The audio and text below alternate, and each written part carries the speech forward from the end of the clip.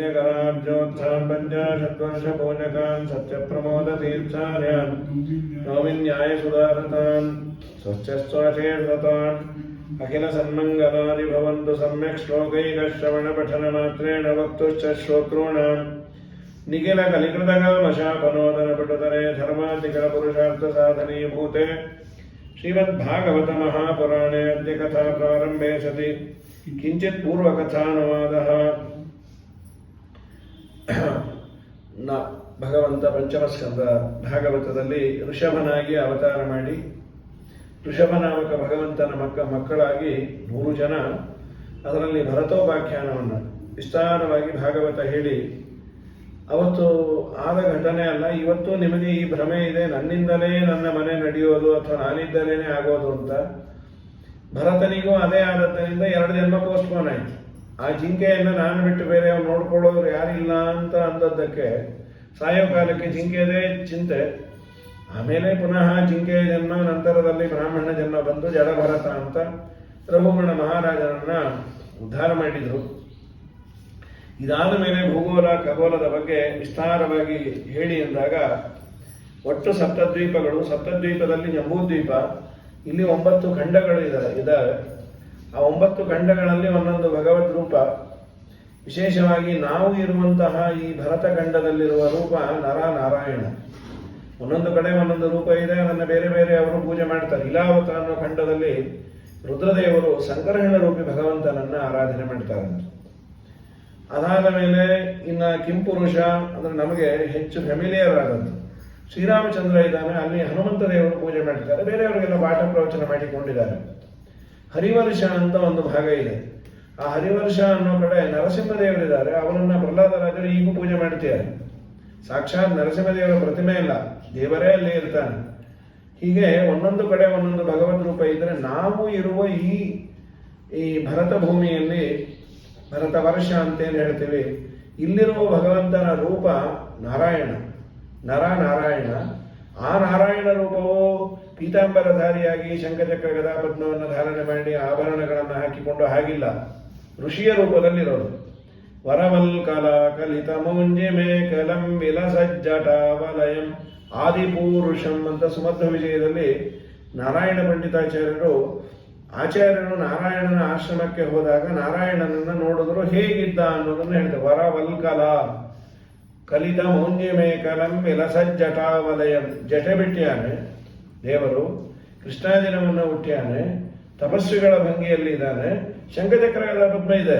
ಆದರೆ ದೇವರಿರೋದು ತಪಸ್ಸ ರೂಪದಲ್ಲಿ. ನಾವು ಇಲ್ಲಿ ಬದರಿಯಲ್ಲಿ ಪುಟ್ಟ ನಾರಾಯಣನ ಪ್ರತಿಮೆಯನ್ನು ನೋಡ್ತೇವೆ, ಸಾಕ್ಷಾತ್ ನಾರಾಯಣ ಇರೋದು ಹಾಗೆ ಅಂತ. ಆ ನಾರಾಯಣನನ್ನ ಅಫಿಷಿಯಲ್ ಆಗಿ ಪೂಜೆ ಮಾಡೋರು ನಾರದನಂತ. ಹೇಗೆ ಹನುಮಂತ ದೇವರು ಶ್ರೀರಾಮಚಂದ್ರನನ್ನ, ನರಸಿಂಹದೇವರನ್ನ, ಪ್ರಹ್ಲಾದರಾಜರು, ಇವತ್ತಿಗೂ ನಾರದರು ಅಲ್ಲಿ ಪೂಜೆ ಮಾಡೋದು ಅಂತ. ಯಾಕೆ ಈ ಮಾತು ಅಂದ್ರೆ ನಾವು ಮಾಡುವ ಎಲ್ಲಾ ಧರ್ಮ ಕರ್ಮಗಳನ್ನು ನೋಡಿಕೊಂಡು ಅದಕ್ಕೆ ಮಾರ್ಕ್ಸ್ ಕೊಡುವ ರೂಪ ಅಂತದ್ದು. ಇಲ್ಲಿದ್ದು ನೀನು ಎಲ್ಲೇ ಮಾಡು, ಅವನು ಸರ್ವತ್ರ ವ್ಯಾಪ್ತನಾದದ್ದರಿಂದ ಅವನಿಗೆ ನೆಟ್ವರ್ಕಿಂಗ್ ಚೆನ್ನಾಗಿದೆ, ದೇವರದು ಗೊತ್ತಾಗುತ್ತೆ. ಹಾಗಾಗಿ ಆ ನರನಾರಾಯಣನ ರೂಪ ಇಲ್ಲಿ ಉಂಟು ಅಂತ ಹೇಳಿ, ಇದಾದ ಮೇಲೆ ನರಕಗಳ ಬಗ್ಗೆ ಕೇಳಿದಾಗ ಒಟ್ಟು 21, ಆಕ್ಚುಲಿ ಬ್ರಹ್ಮಸೂತ್ರ ಭಾಷೆಯಲ್ಲಿ 4, 7 ಹೀಗೆ ಅದನ್ನು ವಿಸ್ತಾರ ಮಾಡ್ತಾ ಹೋಗಿದ್ದಾರೆ. ಪ್ರಧಾನವಾಗಿ 4 ಹೇಳಿರೋದು ಸೂತ್ರ ಭಾಷೆಯಲ್ಲಿ. ಭಾಗವತದಲ್ಲಿ 21 ಅಥವಾ 28 ಅಂತ.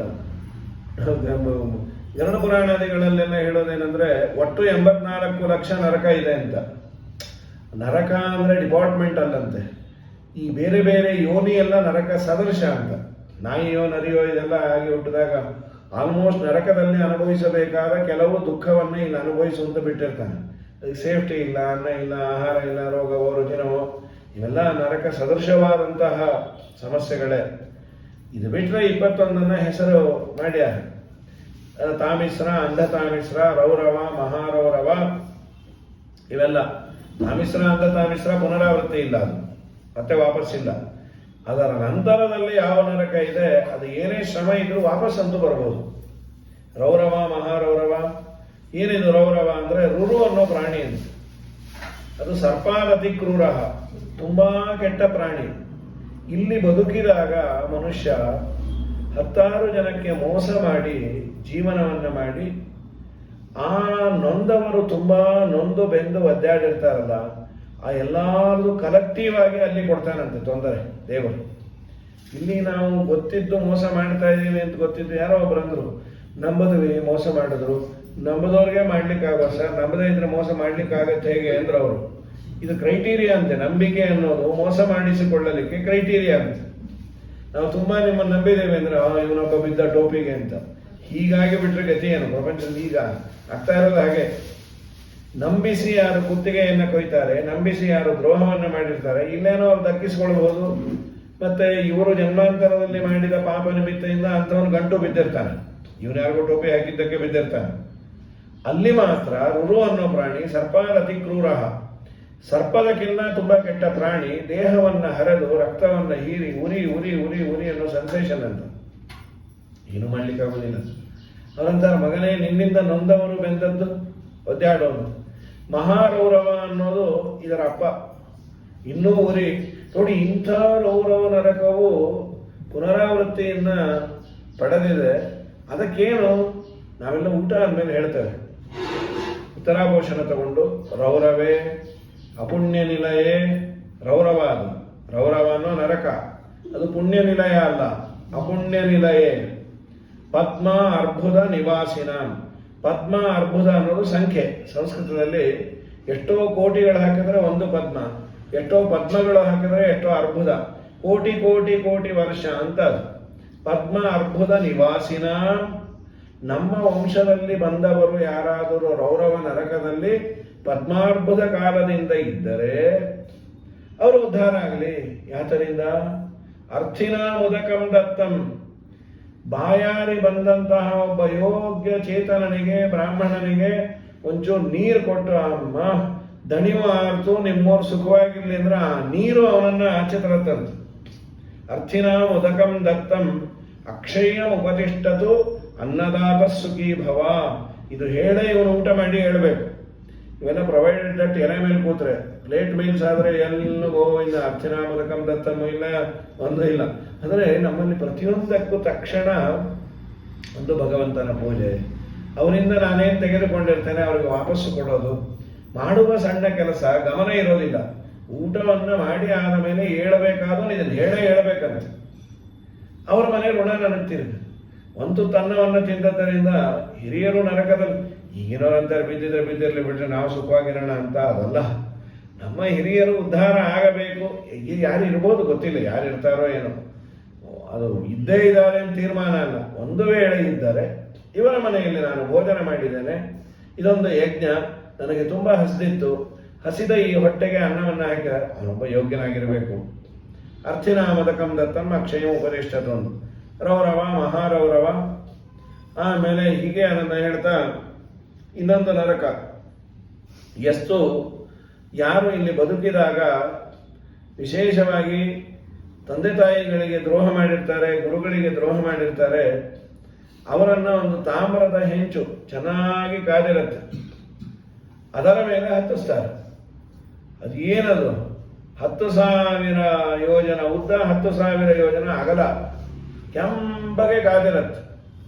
ಇವನು ಹತ್ತಬೇಕಾರಂತ ನಾವು ಅಂಬಾಭವಾನಿ ಒಕ್ಕಲು ಗೊಂದಲ ಹಾಕಿದ್ದೀವಿ, ಇದ್ರ ಮೇಲೆ ಹತ್ತು ಅಂತ. ಹತ್ತು ಬಿಟ್ಟ ಮೇಲೆ ಆಮೇಲೆ ಅಂಬಾ ಇಲ್ಲ, ಭವಾನಿ ಇಲ್ಲ, ಇದೇ ಇಲ್ಲ, ಅದಕ್ಕೆ ಪ್ಲಾಟ್ಫಾರ್ಮೇ ಇಲ್ಲ, ಇಳಿಯೋ ಹಾಗೆ ಇಲ್ಲ. ಎಷ್ಟು ವರ್ಷ? ಯಾವಂತಿ ಪಶುರೋಮಾಣಿ, ಗೋವಿನ ಮೈ ಮೇಲೆ ಕೂದಲು ಎಷ್ಟು ಇದೆಯೋ ಅಷ್ಟು ಕೋಟಿ ವರ್ಷ ಅಂದ್ಬಿಟ್ರು. ಬಿದ್ದು ಒದ್ದಾಡಿ ಸಾಯ. ಏನದು ಅಂಥ ಹೀಟಲ್ಲಿ? ಯಸ್ಮಿಹ ಪಶು ಪಕ್ಷಿಗಳಿಗೆ ಪ್ರಾಣತಃ ಉಪರುಂದಯಂತೆ, ಉಸಿರಾಟಕ್ಕೆ ತೊಂದರೆ ಆಗುವಂತೆ ಮಾಡ್ತಾನೆ. ಅಂಥವನನ್ನ ವಿಶೇಷವಾಗಿ ಕಬ್ಬಿನ ಮಿಷಿನ್ ಮಧ್ಯೆ ಇಟ್ಟು 3-4 ಸಲ ಸುತ್ತುತ್ತಾರೆ. ನಾನಾ ತರಹದ ನರಕಗಳನ್ನೆಲ್ಲ ಹೇಳಿ ಆದ್ಮೇಲೆ ರಾಜರು ಕೇಳ್ತಾರೆ, ಸ್ವಾಮಿ ಇದೇನು ತಪ್ಪಿಸ್ಕೋಬಹುದೋ, ತಪ್ಪಿಸ್ಕೊಳ್ಳಿಕ್ಕೆ ಆಗಲ್ಲೋ? ತಪ್ಪಿಸಿಕೊಳ್ಳಲಿಕ್ಕೆ ಆಗೋದೇ ಇಲ್ಲ ಅನ್ನೋದಾದ್ರೆ ಇಲ್ಲಾದ್ರೂ ಸುಖವಾಗಿರ್ತೀವಿ. ಇಲ್ಲೂ ಮಡಿ ಮೇಲ್ಗೆ ಮಾಡಿಕೊಂಡು ಅಲ್ಲಿ ತಿಂದೆ ಇಲ್ಲಿ ತಿಂದೆ ಒದ್ದಾಡಿ ಸತ್ತು ಸುಣ್ಣೆ ಆಗಿ ನಮ್ಮ ಜೊತೆಗೆ ತಿಂದವನು ಬರ್ತಾನೆ, ಸರ್ ನಾವು ನೀವು ಇಲ್ಲಾದ್ರೂ ಒಂದಾದ್ವಲ್ಲ ಅಂತ. ನಿನ್ನ ಮಕ್ಕಕ್ಕೆ ಇಷ್ಟ ಹಾಕ, ನಿನಗೂ ನನಗೂ ಒಂದಿನ ಅಷ್ಟೇ ಬಿಡಿ ಅಂದ್ರೆ ಬೇಜಾರಾಗತ್ತೆ. ಇಲ್ಲ ಇಲ್ಲ, ನಾವು ಮಾಡಿದ ಪಾಪಗಳಿಗೆ ಇಲ್ಲೇ ಪ್ರಾಯಶ್ಚಿತ್ತ ಮಾಡ್ಕೋಬೇಕು. ಷಷ್ಠಸ್ಕಂದದ ಪ್ರಾರಂಭದಲ್ಲಿ ಅದನ್ನು ಹೇಳ್ತಾರೆ. ನಚೈದಿಹೈವ ಪಚಿತಿಂ ಯಥಾಂಹಸ. ನಾವು ಮಾಡಿದ ಅಂಹಸಗಳು ಪಾಪಗಳಿಗೆ ಇಲ್ಲೇ ಪ್ರಾಯಶ್ಚಿತ್ತ ಅನ್ನುವಂಥ ಔಷಧಿಯನ್ನು ಮಾಡ್ಕೋಬೇಕು. ದೋಷಸ್ಯ ದೃಷ್ಟ ಗುರುಲಾಗವಮ್ಯಥ ಬಿಷಕ್ ಚಿಕಿತ್ಸೇತ ರುಜಾಂ ನಿಧಾನವಿದೆ. ನಾವು ಮಾಡಿದ ದೋಷ ದೊಡ್ಡದಾದರೆ ದೊಡ್ಡ ಚಿಕಿತ್ಸೆ, ಚಿಕ್ಕದಾದರೆ ಚಿಕ್ಕ ಚಿಕಿತ್ಸೆ. ಅದನ್ನು ನೋಡಿ ಯೋಗ್ಯ ಡಾಕ್ಟರ್ ಹತ್ರ ಹೋಗಿ ರೋಗವನ್ನು ತಪಾಸಣೆ ಮಾಡಿಸಿದಂತೆ ಒಳ್ಳೆ ಯೋಗ್ಯ ಗುರುಗಳಲ್ಲಿ, ನಮ್ಮ ಸತ್ಯಧರ್ಮ ತೀರ್ಥರು ಇಲ್ಲಿಂದ ಟಿಪ್ಪಣಿಯನ್ನು ಬರೀತಾರೆ.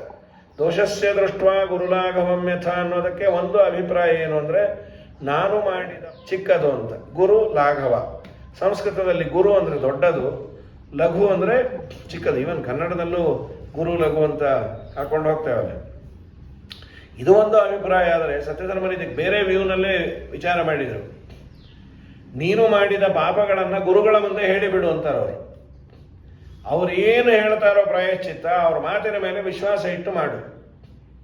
ಅದಾಗಲ್ಲ ಇದಾಗಲ್ಲ, ಅವ್ರಿಗೆ ಗೊತ್ತೇ ಇಲ್ಲ ನಾನು ಎಷ್ಟು ಪಾಪಿ ಅಂತ ಅವ್ರ ಮೇಲೆ ಸಂದೇಹ ಪಡಬೇಡ. ನೀನು ಎಂಥ ಪಾಪಿ ಅನ್ನೋದು ನಿನಗಿನ್ನ ಚೆನ್ನಾಗಿ ಅವ್ರಿಗೆ ಗೊತ್ತು. ನೀನೇನೋ ಒಂದು 3 ಲಕ್ಷ ರೂಪಾಯಿ ಬಡ್ಜೆಟ್ ಇಟ್ಕೊಂಡು ಅದು ಮಾಡೋಣ, ಈ ಹೋಮ ಆ ಹೋಮ, ಅವರಂತಾರೆ ಏನಿಲ್ಲ, ವಿಷ್ಣು ಸಹಸ್ರನಾಮ ಪಾರಾಯಣ 48 ದಿವಸ ಮಾಡು. ದೊಡ್ಡವರ ಬಾಯಿಂದ ಬಂದಂತಹ ಚಿಕ್ಕ ಪ್ರಾಯಶ್ಚಿತ್ತ ನಿಂಗನಿಸಿದ್ರು ನಿನ್ನ ಪಾಪ ಎಲ್ಲ ಹೋಗುತ್ತೆ. ಅದರಿಂದ ದೊಡ್ಡವರ ಮುಂದೆ ಹೇಳಿಕೋ ಅಂತ ಇದು ಸತ್ಯಧರ್ಮ ತೀರ್ಥರು ಹೇಳೋರು.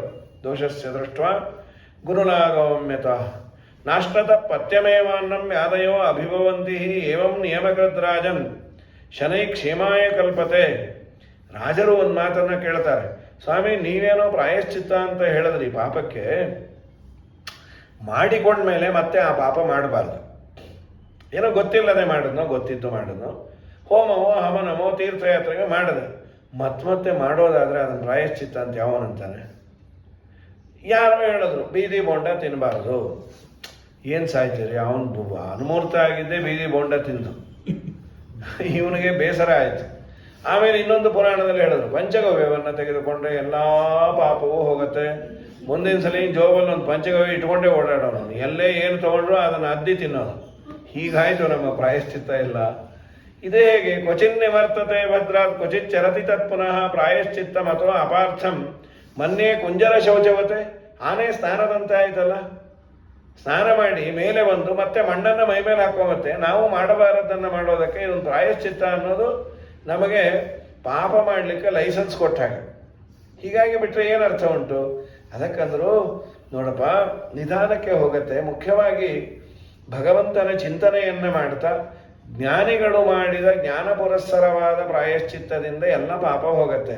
ಅಜ್ಞಾನದಿಂದ ಮಾಡಿದರೆ ಏನೋ ಮಾಡಿದೆ, ನಾಮಕಾವಸ್ಥೆಗೆ ತುಪ್ಪ ಹೊಯ್ದೆ, ನಮ್ಮಮ್ಮ ಹೊಡ್ಕೋತಾ ಇದ್ಲು ಅಂದರೆ ಅದು ಪುಣ್ಯ ಬರೋದಿಲ್ಲ.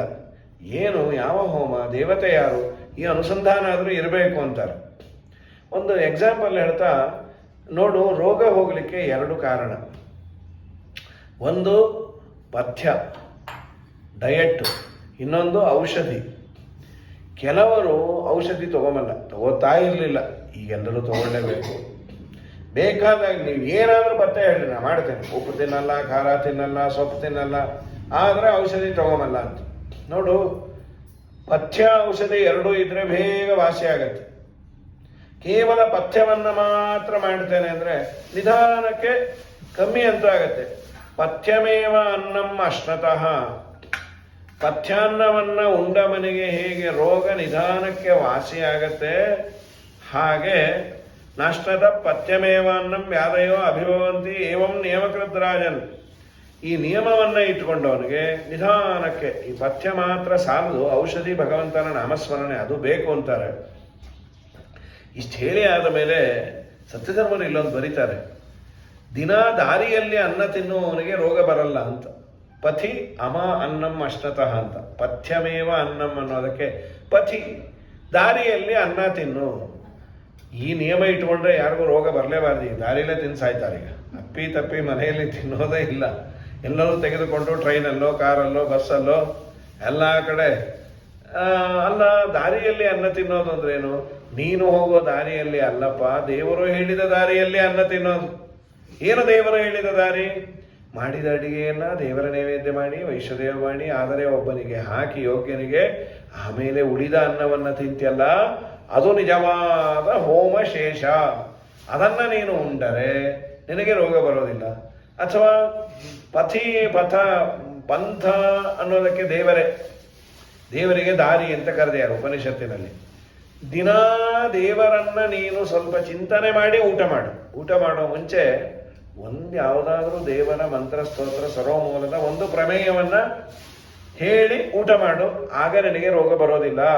ಪಥಿ ಅಮ ಅನ್ನಂ ಅಶ್ನತಃ ಮುಂಜತೆ ತ್ವಗಂಬಾಪಾಹ ಏ ಭಜಂತಿ ಆತ್ಮಕಾರಣಾತಿ ಭಗವದ್ಗೀತೆ ಶ್ಲೋಕವನ್ನು ಕೋಟ್ ಮಾಡ್ತಾರೆ. ಕೇವಲ ಹೊಟ್ಟೆಯನ್ನು ತುಂಬಿಕೊಳ್ಳೋದಕ್ಕೆ ಅಡಿಗೆ ಅಂತಲ್ಲ, ದೇವರಿಗಾಗಿ ಅಡಿಗೆ ಅಂತ ಮಾಡಿ ಅದನ್ನು ತಿನ್ನು, ಆಗ ರೋಗ ಬರೋದಿಲ್ಲ. ಹರಿನಿರ್ಮಾಲ್ಯವ ಶಿರದಿ ಧರಿಸುತ್ತಿರು, ಹರಿನೈವೇದ್ಯವ ಭುಂಜಿಸುತ್ತಿರು, ನಿತ್ಯ ಇರಳು ಹಗಲು ಹರಿ ಸ್ಮರಣೆಯ ಬಿಡದಿರು, ದುರುಳರ ಕೂಡದಿರು ನೀ ದುರುಳರ ಕೂಡದಿರು. ಹರಿಪದ ತೀರಥನೇಮವ ಬಿಡದಿರು, ಹರಿಪರ ದೇವತೆ ಎಂದರು ಪುತನಿರು, ಗುರುಮುಖದಿಂದ ಸಚ್ಚಾಸ್ತ್ರ ಪುರಾಣವ ನಿರುತದಿ ಕೇಳುತ್ತಿರು, ನೀ ನಿತ್ಯ ನಿರುತದಿ ಕೇಳುತ್ತಿರು. ನಾರಾಯಣನ ನೆನೆ ಮನವೇ ನಾರಾಯಣನ ನೆನೆ, ನಾರಾಯಣನ ಮನ್ನಿಸು ವರ್ಣಿಸು ಆರಾಧನೆಗಳ ಮಾಡುತ್ತ ಪಾಡುತ್ತ ನೀರಾಜನದಿಂದ ಅರ್ಚಿಸು ಮೆಚ್ಚಿಸು ಪಾರಾಯಣ ಪ್ರಿಯನ, ವೇದ ಪಾರಾಯಣ ಪ್ರಿಯನ. ಹೀಗಾಗಿ ದೇವರನ್ನ ನೆನೆದು ದೇವರಿಗೆ ಅರ್ಪಿಸಿ ಊಟ ಮಾಡೋದು. ಸರಿ ಸ್ವಾಮಿ, ಎಲ್ಲಕ್ಕಿನ್ನ ದೊಡ್ಡ ಪ್ರಾಯಶ್ಚಿತ್ತ ಯಾವುದು ಅಂದರೆ ಹರಿನಾಮ ಸ್ಮರಣೆ ಅಂತಾರೆ. ಸಕನ್ಮನ ಕೃಷ್ಣ ಪದಾರವಿಂದಯೋ ನಿವೇಶಿತಂ ತದ್ಗುಣರಾಗೀರ್ಯ. ಒಮ್ಮೆ ದೇವರ ಗುಣಚಿಂತನೆಯನ್ನ ಮಾಡ್ತಾ ಅವನ ನಾಮಸ್ಮರಣೆ ಮಾಡಿದರೆ, ಅದರಲ್ಲೂ ಕೃಷ್ಣ ಅಂತ ಕೃಷ್ಣನ ನಾಮಸ್ಮರಣೆಯನ್ನು ಮಾಡಿದರೆ ಸ್ವಪ್ನದಲ್ಲೂ ಯಮದೂತರು ಬರಲ್ಲ ಅಂತ ಹೇಳಿದ್ರು. ಸತ್ಯಧರ್ಮರಂದರು ಸ್ವಪ್ನದಲ್ಲೂ ಯಮದೂತರು ಬರೋದಿಲ್ಲ ಸರಿ, ಆದರೆ ಹರಿಸ್ಮರಣೆ ಮಾಡಿದವನು ಸಾಯೋದಂತೂ ಗ್ಯಾರಂಟಿ ಅಲ್ವಾ? ಸಾವೇ ಇಲ್ಲ ಅಂತಲ್ಲ, ಯಾರಾದರೂ ಒಬ್ರು ಬರಬೇಕಲ್ಲ ಅವನನ್ನು ಕರ್ಕೊಂಡು ಹೋಗ್ಲಿಕ್ಕೆ. ಯಾರು ಬರ್ತಾರೆ? ವಿಷ್ಣುದೂತರು ಬರ್ತಾರೆ ಅಂತ ಆ ಶ್ಲೋಕದಲ್ಲಿ ಗೊತ್ತಾಗೋದಿಲ್ಲ. ಇವರು ಅದ್ಭುತವಾಗಿ ಅರ್ಥ ಮಾಡ್ಯಾರ. ಸಕೃತೆ ಒಮ್ಮೆ ಕೃಷ್ಣಮನ ಪದಾರವಿಂದಯೋ ನಿವೇಶಿತಂ, ಕೃಷ್ಣನ ಪಾದಕಮಲಗಳಲ್ಲಿ ಮನಸ್ಸನ್ನ ಇಟ್ಟು ಅನುರಾಗದಿಂದ ಭಕ್ತಿಯಿಂದ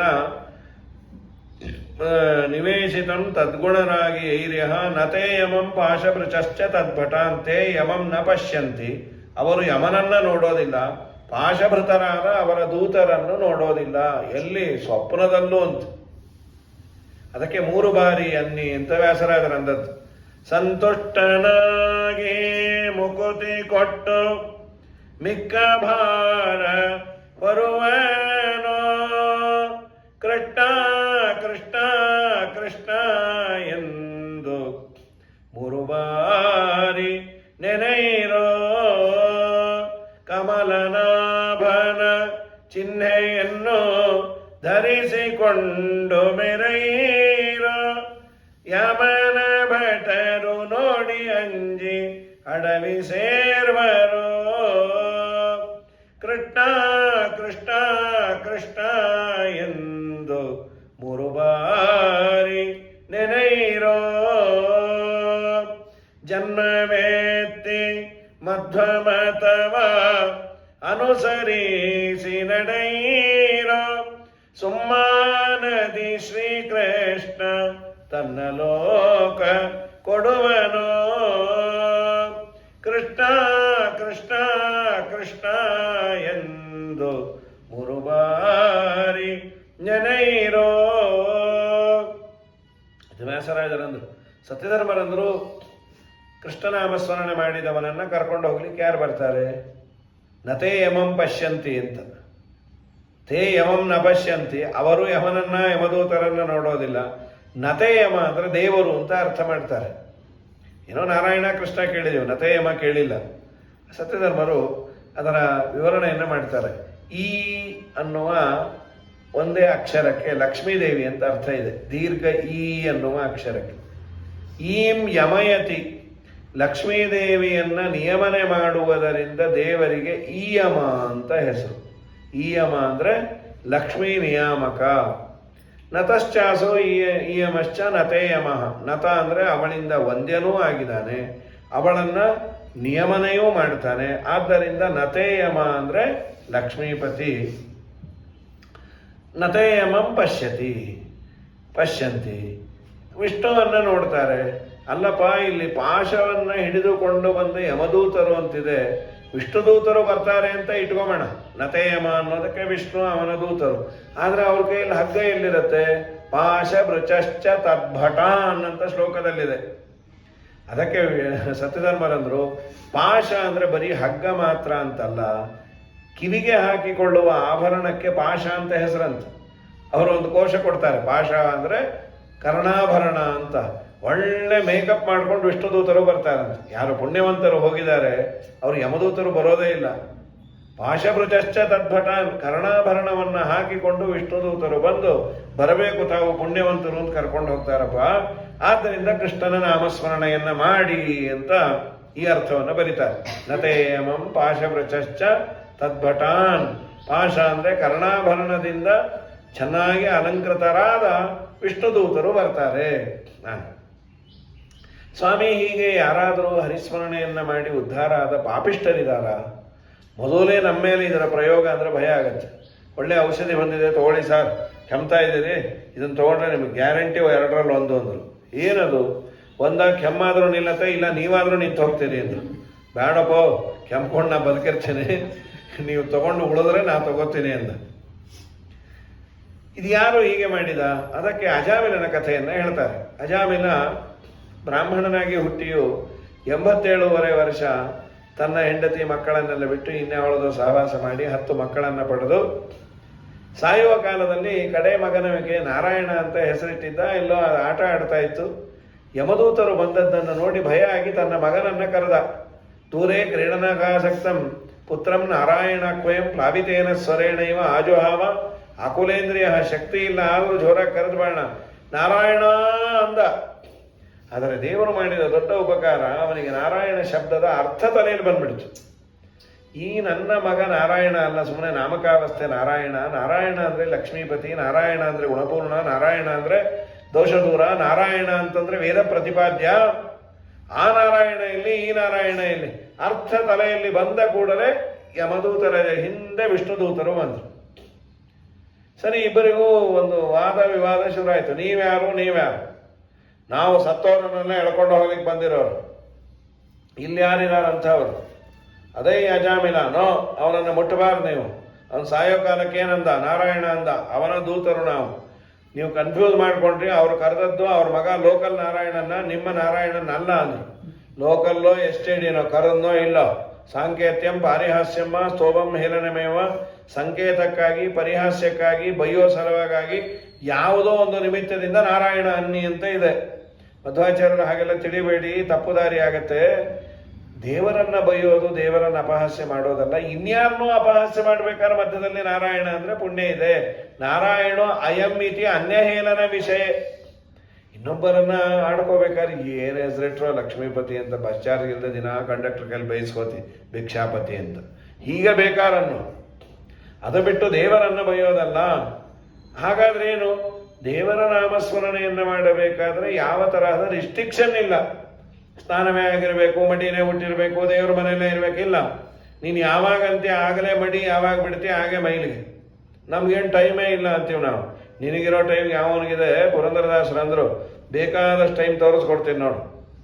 ನರ ಜನ್ಮ ಬಂದಾಗ ನನಗೆ ಇರುವಾಗ ಕೃಷ್ಣಾಯನ ಬಾರದೆ, ಶ್ರೀ ಕೃಷ್ಣಾಯನ ಬಾರದೆ. ಮಲಗೆದ್ದು ಮೈ ಮುರಿದು ಏಳುತ್ತಲಾಗೊಮ್ಮೆ ಕೃಷ್ಣಾಯನ ಬಾರದೆ. ನಿತ್ಯ ಸುಣಿದಾಡುತ್ತ ಮನೆಯೊಳಗಾದರೂ ಒಮ್ಮೆ ಕೃಷ್ಣಾಯನ ಬಾರದೆ.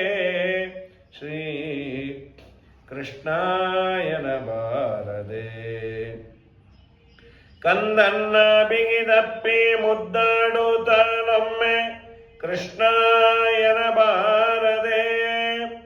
ಚಂದುಳ್ಳ ಹಾಸಿಗೆ ಮೇಲೆ ಕುಳಿತೊಮ್ಮೆ ಕೃಷ್ಣ ಎನಬಾರದೆ. ಇವೆಲ್ಲ ಸ್ಲಾಟ್ ಹೇಳಿದ್ರು. ನಿನ್ನ ಮಗುವನ್ನು ಮುದ್ದಾಡಬೇಕಾದ್ರೆ, ಹತ್ತಬೇಕಾದ್ರೆ, ಇಳಿಬೇಕಾದ್ರೆ ಮನೆಯಲ್ಲಿ 50 ಸಲ ಹತ್ತೋದು ಇಳಿಯೋದು.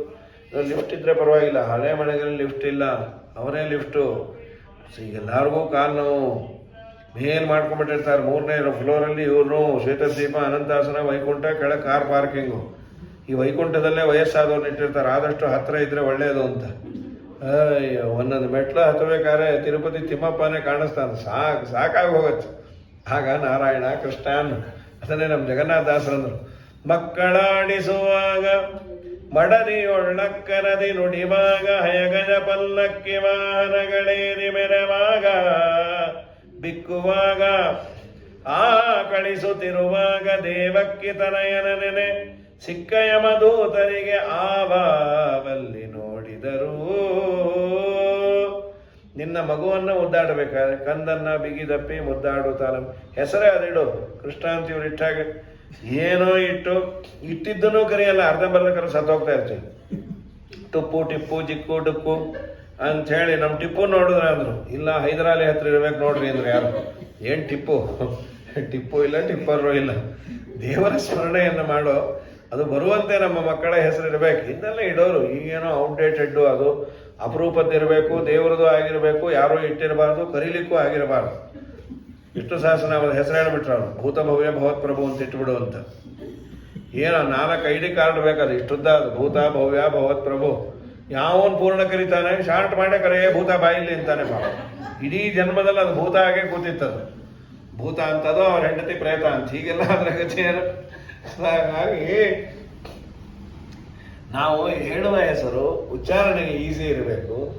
ಕರೆದ ಕೂಡಲೇ ತಲೆಯಲ್ಲಿ ಆ ಒಂದು ಚಿಂತನೆ ಬರಬೇಕು. ನರಸಿಂಹ ಅಂದ್ರೆ ಒಂದು ಯಾವುದೋ ದೇವರ ಕಲ್ಪನೆ ಬರುತ್ತೆ, ನಾರಾಯಣ ಅಂದ್ರೆ ಭಗವಂತನ ಕಲ್ಪನೆ ಬರುತ್ತೆ. ಅಚ್ಯುತ, ಅನಂತ, ಕೇಶವ, ನಾರಾಯಣ. ಸರಿ, ಇಷ್ಟೆಲ್ಲ ಆದ ಮೇಲೆ ಅವರು ಹೋಗಿ ಬಂದ್ರೆ ಯಮಧರ್ಮರಾಜನ ಹತ್ರ. ಅವನಂದ, ಅವ್ರ ಸುದ್ದಿಗೆ ಹೋಗಬಾರ್ದಪ್ಪ, ನನ್ನ ಮೇಲೂ ನಿಯಾಮಕ ಅವನು. ನಾಳೆಯಿಂದ ಹರಿಸ್ಮರಣೆ ಮಾಡಿದವ್ರು ಸುದ್ದಿಗೆ ಹೋಗ್ಬೇಡ್ರಿ. ಮತ್ತೆ ಯಾರನ್ನು ಕರ್ಕೊಂಡ್ಬರೋದು?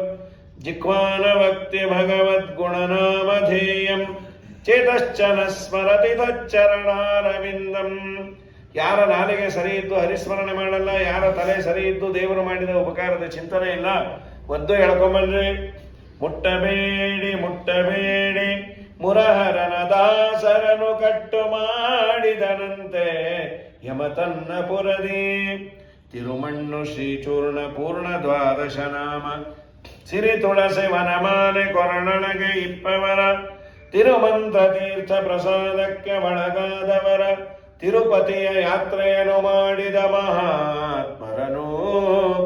ಮುಟ್ಟಬೇಡಿ ವಾಸುದೇವ ಎಂಬ ವಾಕ್ಯವನ್ನು ಪಠಿಸುವರ ಬೇಸರದೆ ಹರಿಧ್ಯಾನದೊಳಗೆ ಇಪ್ಪವರ. ವಾಸುಕೀಶಯನಕ್ಕಾಗಿ ನೆಲೆಯಾದಿ ಕೇಶವನ ದಾಸರ ದಾಸರ ದಾಸರ ದಾಸರಂತೆಂಬುವರ. ಅವ್ರ ಸುದ್ದಿಗೆ ಹೋಗಬೇಡಿ ಅಂತ ಹೇಳಿ ಅಲ್ಲಿಗೆ ಪ್ರಾಸಂಗಿಕವಾಗಿ ಬಂದ ನರಕದ ವರ್ಣನೆಗೆ ಬೇಕಾದ ಸೊಲ್ಯೂಷನ್ ಅನ್ನ ಹೇಳೋದು. ಪ್ರಿಯಾರಿಟಿ ಬೇಸಿಸ್ ಇದು. ಆಂಬ್ಯುಲೆನ್ಸ್ ಇದ್ದಾಗ ನರಕ ತಪ್ಪಿಸ್ಕೊಳ್ಳಿ, ಅದು ವಂಶದ ವಿವರಣೆಯನ್ನು ಹೇಳ್ತಾ ಇದ್ದಾರೆ. ಮಧ್ಯದಲ್ಲಿ ನರಕದ ವರ್ಣನೆ ಬಂತು, ಅದಕ್ಕೆ ಸೊಲ್ಯೂಷನ್ ಹೇಳಿದ್ರು. ಅಗೇನ್ ಕಂಟಿನ್ಯೂ ಮಾಡಿದ್ರು. ಆ ವಂಶದ ವಿವರಣೆಯನ್ನು ಮಾಡಿ ಪ್ರಾಚೀನ ಬರಿಹಿ ಅನ್ನೋನಿಗೆ ಧ್ರುವರಾಜರ ವಂಶದಲ್ಲಿ ಬಂದವನು ಪುರಂಜನೋಪಾಖ್ಯಾನವನ್ನು ಕೇಳಿದವನು. ಅವನಿಗೆ 10 ಜನ ಮಕ್ಕಳು ಪ್ರಚೇತಸರು. ಅವರಿಗೆ ದಕ್ಷ ಪ್ರಜಾಪತಿ ಮತ್ತೆ ಮಗನಾಗಿ ಹುಟ್ಟಿದ. ದಕ್ಷ ಪ್ರಜಾಪತಿ ರುದ್ರದೇವರ ತಿರಸ್ಕಾರ ಮಾಡಿದ್ದರ ಪರಿಣಾಮ ಡಿಮೋಷನ್ ಆಗಿತ್ತು. ದಕ್ಷ ಪ್ರಜಾಪತಿ ಅಸಿಕ್ನಿ ಅನ್ನೋಳನ್ನು ಮದುವೆ ಆದ. ದೇವರು ಅವನಿಗೆ ಆಜ್ಞೆ ಮಾಡಿದ್ದೆ ಮಕ್ಕಳನ್ನ ಪಡಿ ಅಂತ. 10,000 ಮಕ್ಕಳನ್ನ ಪಡೆದ ಹರೇಶ್ವರು ಅಂತ, ಆಮೇಲೆ 1,000 ಮಕ್ಕಳನ್ನ ಪಡೆದ ಶಬಲಾಶ್ವರು ಅಂತ. ಎಲ್ಲರಿಗೂ ನಾರದರ ಉಪದೇಶ ಆಗಿ ಸನ್ಯಾಸಿಯಾಗಿ ಕೂತ್ಕೊಂಡ್ಬಿಟ್ರು. 11,000 ಜನ ಬಿಡಿ ಸನ್ಯಾಸಿಗಳು ಆಡ್ಕೊಂಡ್ಬಿಟ್ಟ ಅಪ್ಪ.